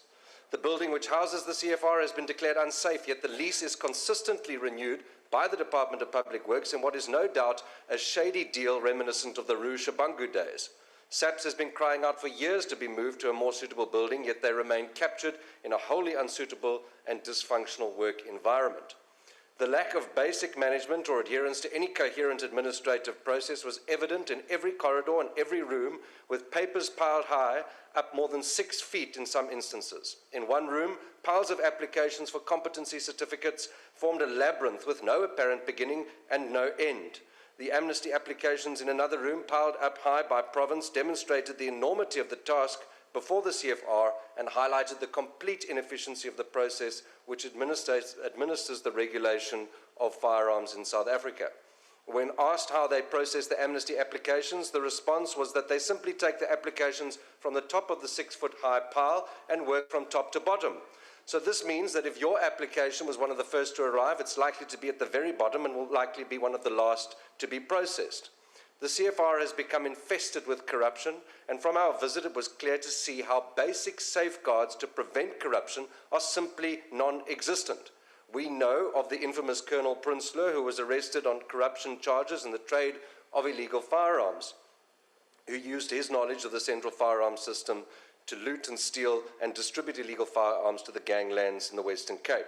And we now know that the assassination of late Colonel Charles Kinnear is linked to his investigation into the CFR, demonstrating just how critical it is to overhaul this entity with extreme urgency.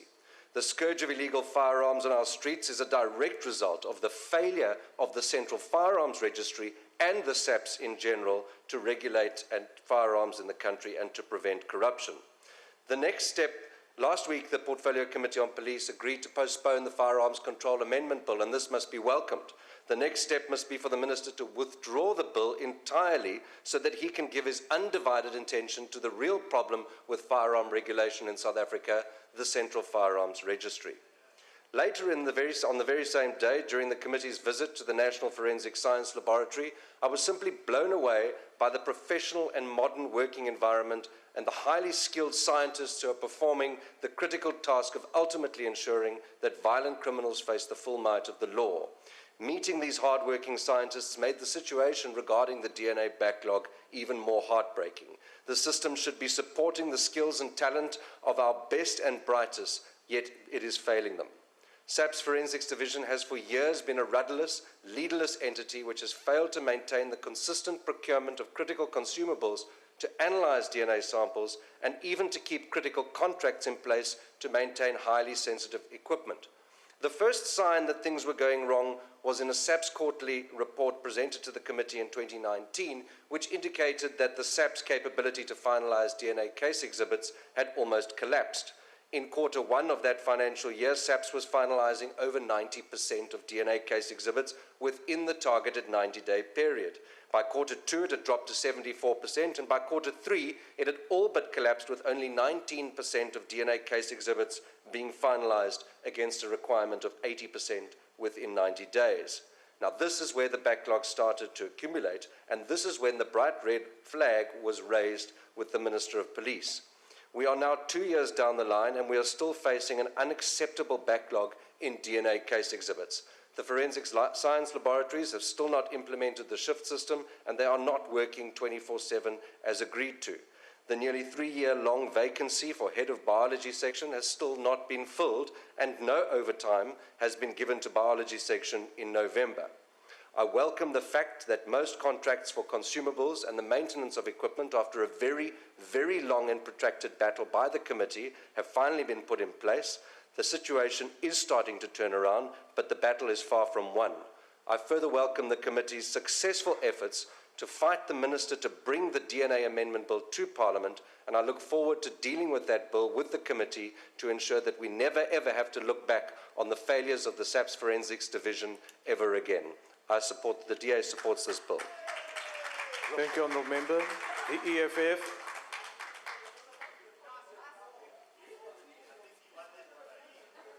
Thank you, Chairperson.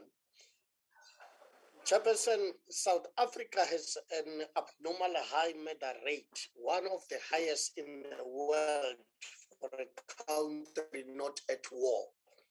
The proliferation of on illegal guns in our society makes the commission of these crimes difficult to control. It is estimated that there are over 60,000 firearms that are unaccounted for in South Africa.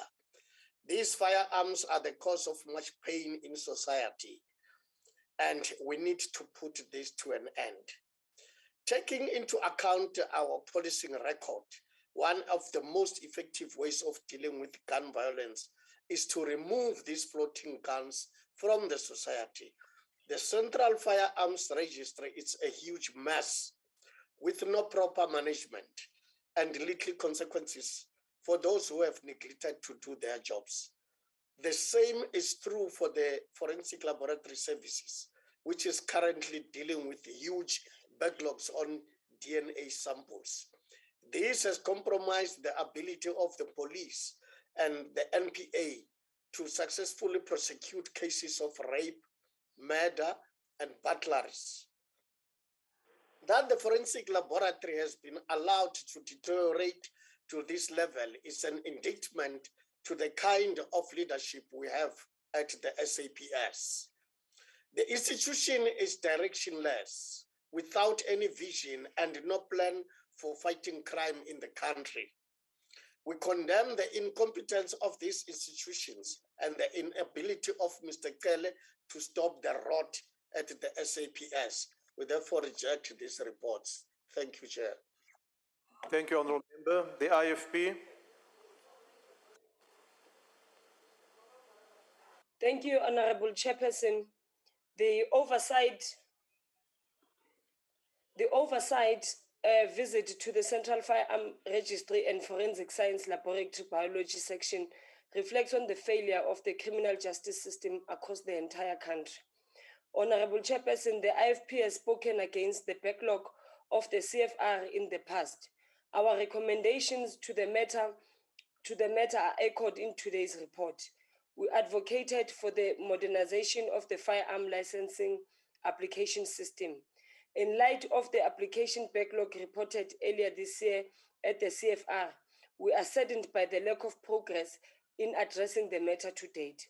The findings on the continued use of the Veritas building are equally concerning. Despite recommendations from various safety, health, and environment units that have disqualified this building from human occupation, it is unacceptable that such warnings were ignored. The Department of Public Works and Infrastructure needs to justify how they continued to renew the lease for the building after they were made aware of its unsustainability. This matter needs urgent attention. The IFP also expresses its concern on the lack of agency in addressing issues surrounding the DNA analysis backlog of the Forensic Science Laboratory Biology section. The consequences of this backlog negatively impact the victim of crime who are awaiting justice. On this matter, the IFP identifies strongly with the survivors of GBV who are affected by the DNA backlog. As we commemorate the 16 days of activism against GBV, these delays reflect badly on the country's justice system. We also understand that the budget cuts to the criminal justice system by National Treasury have contributed towards these backlogs. Our concern, however, lies with the cases that might not get resolved as a result of compromised DNA samples resulting from long delays. The IFP strongly recommends the adherence to safety, health, and environment recommendations that the Central Firearm Register housed in the Veritas building in Tshwane be shut down. We are also in support of the recommendations from the committee to investigate the continued renewals of the Veritas lease for SAPS. The IFP supports this report. Thank you, Chair. Thank you, Honourable Member. The FF Plus. Thank you, Honourable House Chairperson. House Chairperson, the chaotic and disorderly state of the Central Firearms Registry is the reason for the severe backlog with applications for firearm licenses and competency certificates. The backlog stands at more than 250,000 applications. This is unacceptable. The site visit found that there is no functional filing system in place. The problem is also exacerbated by the facility. There is a lack of maintenance, structural problems, and even a rat infestation. It is clear that this building should be evacuated due to the safety risks, and the fact that the building is not suitable for the purpose of the Central Firearms Registry. Since the site visit, a new facility, Telkom Towers, were identified. Preparations were already done. Packing was already in place for the move to the new building. It was, however, then found that the new building is also not suitable for this purpose. Absolutely shocking. It is thus not only the subs which is to blame for this completely dysfunctional department, but the Department of Public Works should be held accountable. Chairperson, without functional forensic services, the fight against crime will never ever succeed. The DNA backlog is unacceptable. These matters call for urgent attention, leadership and intervention. I thank you. Thank you, Honourable Member. The ACDP.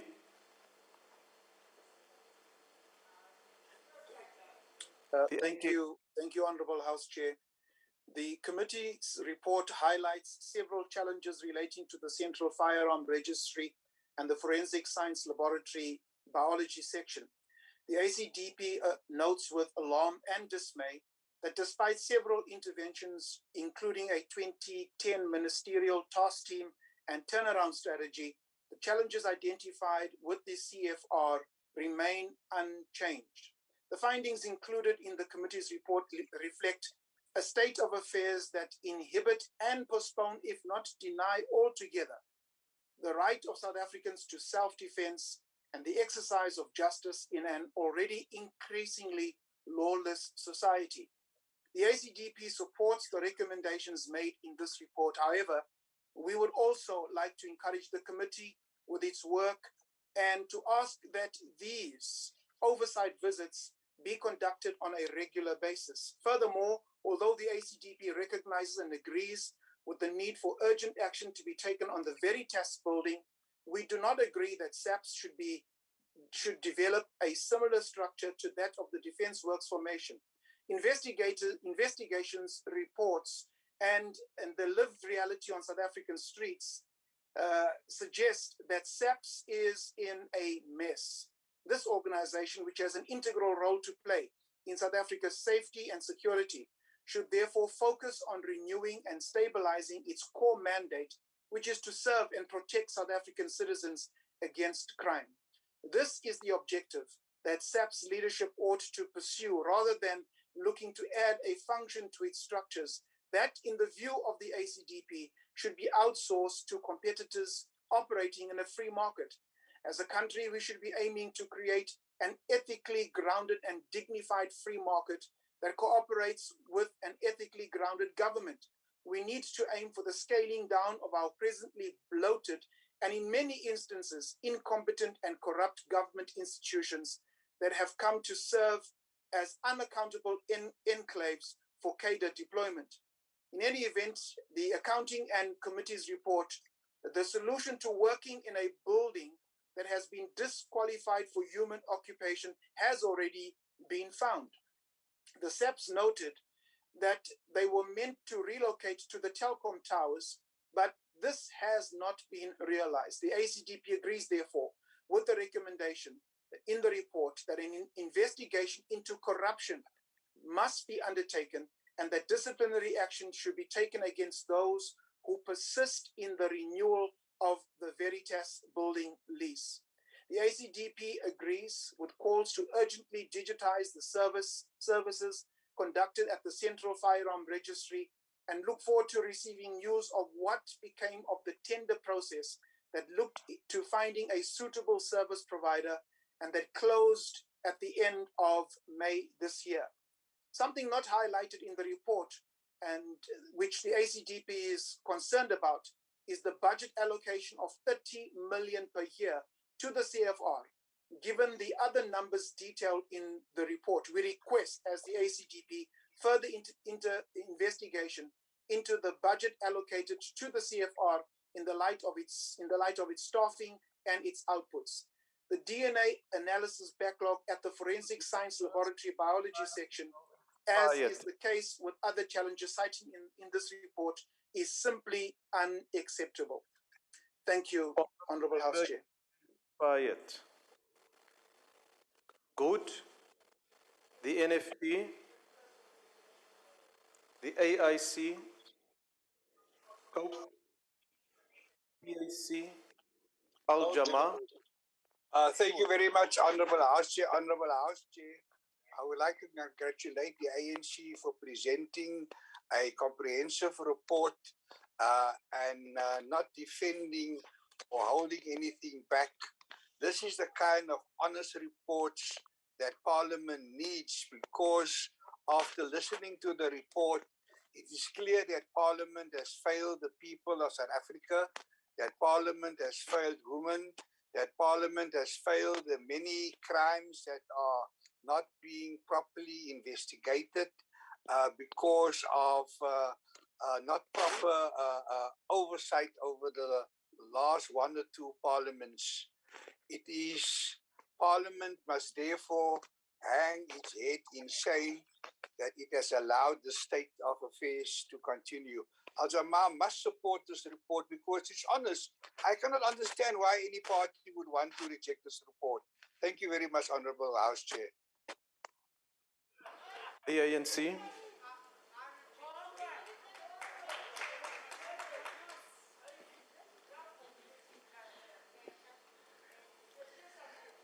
Honorable Chairperson, the oversight report tabled in the House today for the consideration provide detailed information about the oversight visit by the Portfolio Committee on Police conducted in Gauteng Province on the 15th of May 2021 to assess the status of the Central Firearm Registry and the Forensic Science Laboratory, both located in Pretoria. And I like what the Honourable Member was saying before I speak. We're just giving the honest report on the oversight. We don't come to tell lies here because we was physical there. These stories wat ons gelees het somewhere in the report. Ons was fysies daar gewees. The ANC notes and appreciates the progress done in the Central and the Firearm Registry at the time of the visit. The members witnessed the piles of applications in the building, even in the corridors. However, there was systematic way of storing these documents. The other issue that came up was the fact that there was a shortage of staff or workers, and the COVID-19 lockdown regulations contribute in the shortage of staff in office. However, it is clear that irrespective of the piling documents and in the event of fire, there is a backup system of the work that is being processed. And that is a good initiative that is proactive, and we commend subs for the initiative. We can't just always put subs down. We must build up people. In the Forensic Science Laboratory in Pretoria, the members established that there was a hospital that was converted to become a laboratory in the process of addressing the DNA backlog, and this was a good initiative. However, the conversion did not really fully suit the need of laboratory. Therefore, there is a need to ensure that the converted hospital become a fully functioning laboratory. This issue of DNA backlog has been one of the issues which is of serious concern in the fight against gender-based violence. Maintenance of equipment has been one of the challenges. The department assured that there is a clear plan to address the DNA backlog, which included the corporate renewal strategy that was going to be implemented. However, there was a need to extend maintenance contract on the forensic analysis equipment that will ensure that the plan to address the backlog is delayed by the tactical things like faulty equipment. The members of the committee further went to Police Academy. The Central Firearms Industry backlog remained unchanged for the longest period, and there is a need to address this issue. And the members believe that there is a need to have a system that will address both new applications and the renewal process that will ensure that there is effective and efficient, especially now we are in the times where the use of technology is vital. SAPS had indicated that according to its budget, which amount of 30 million, half of it will be spent on printing firearms licenses, and this seeks to address the crisis of the backlog, and we commend the police for that initiative. The provincial overview of the Gauteng province gave hope and was effective crime combating initiative, which was integrated project with the Metro Police and the Provincial Department of Community Safety. It must be noted that combating crime is not merely a responsibility of the police. However, it is collective effort, and all other provinces should learn from Gauteng province about this provincial initiative. Provinces must not work in silence, like in the Western Cape. The South African Police Service was charged with responsibility investigate the car hijacking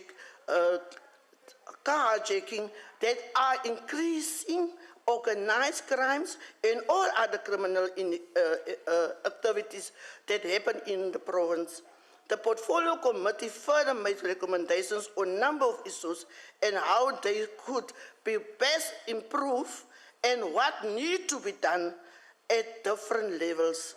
In conclusion, as the ANC, we are supporting this presented oversight report of Gauteng. I thank you very much. Thank you, Honourable Member.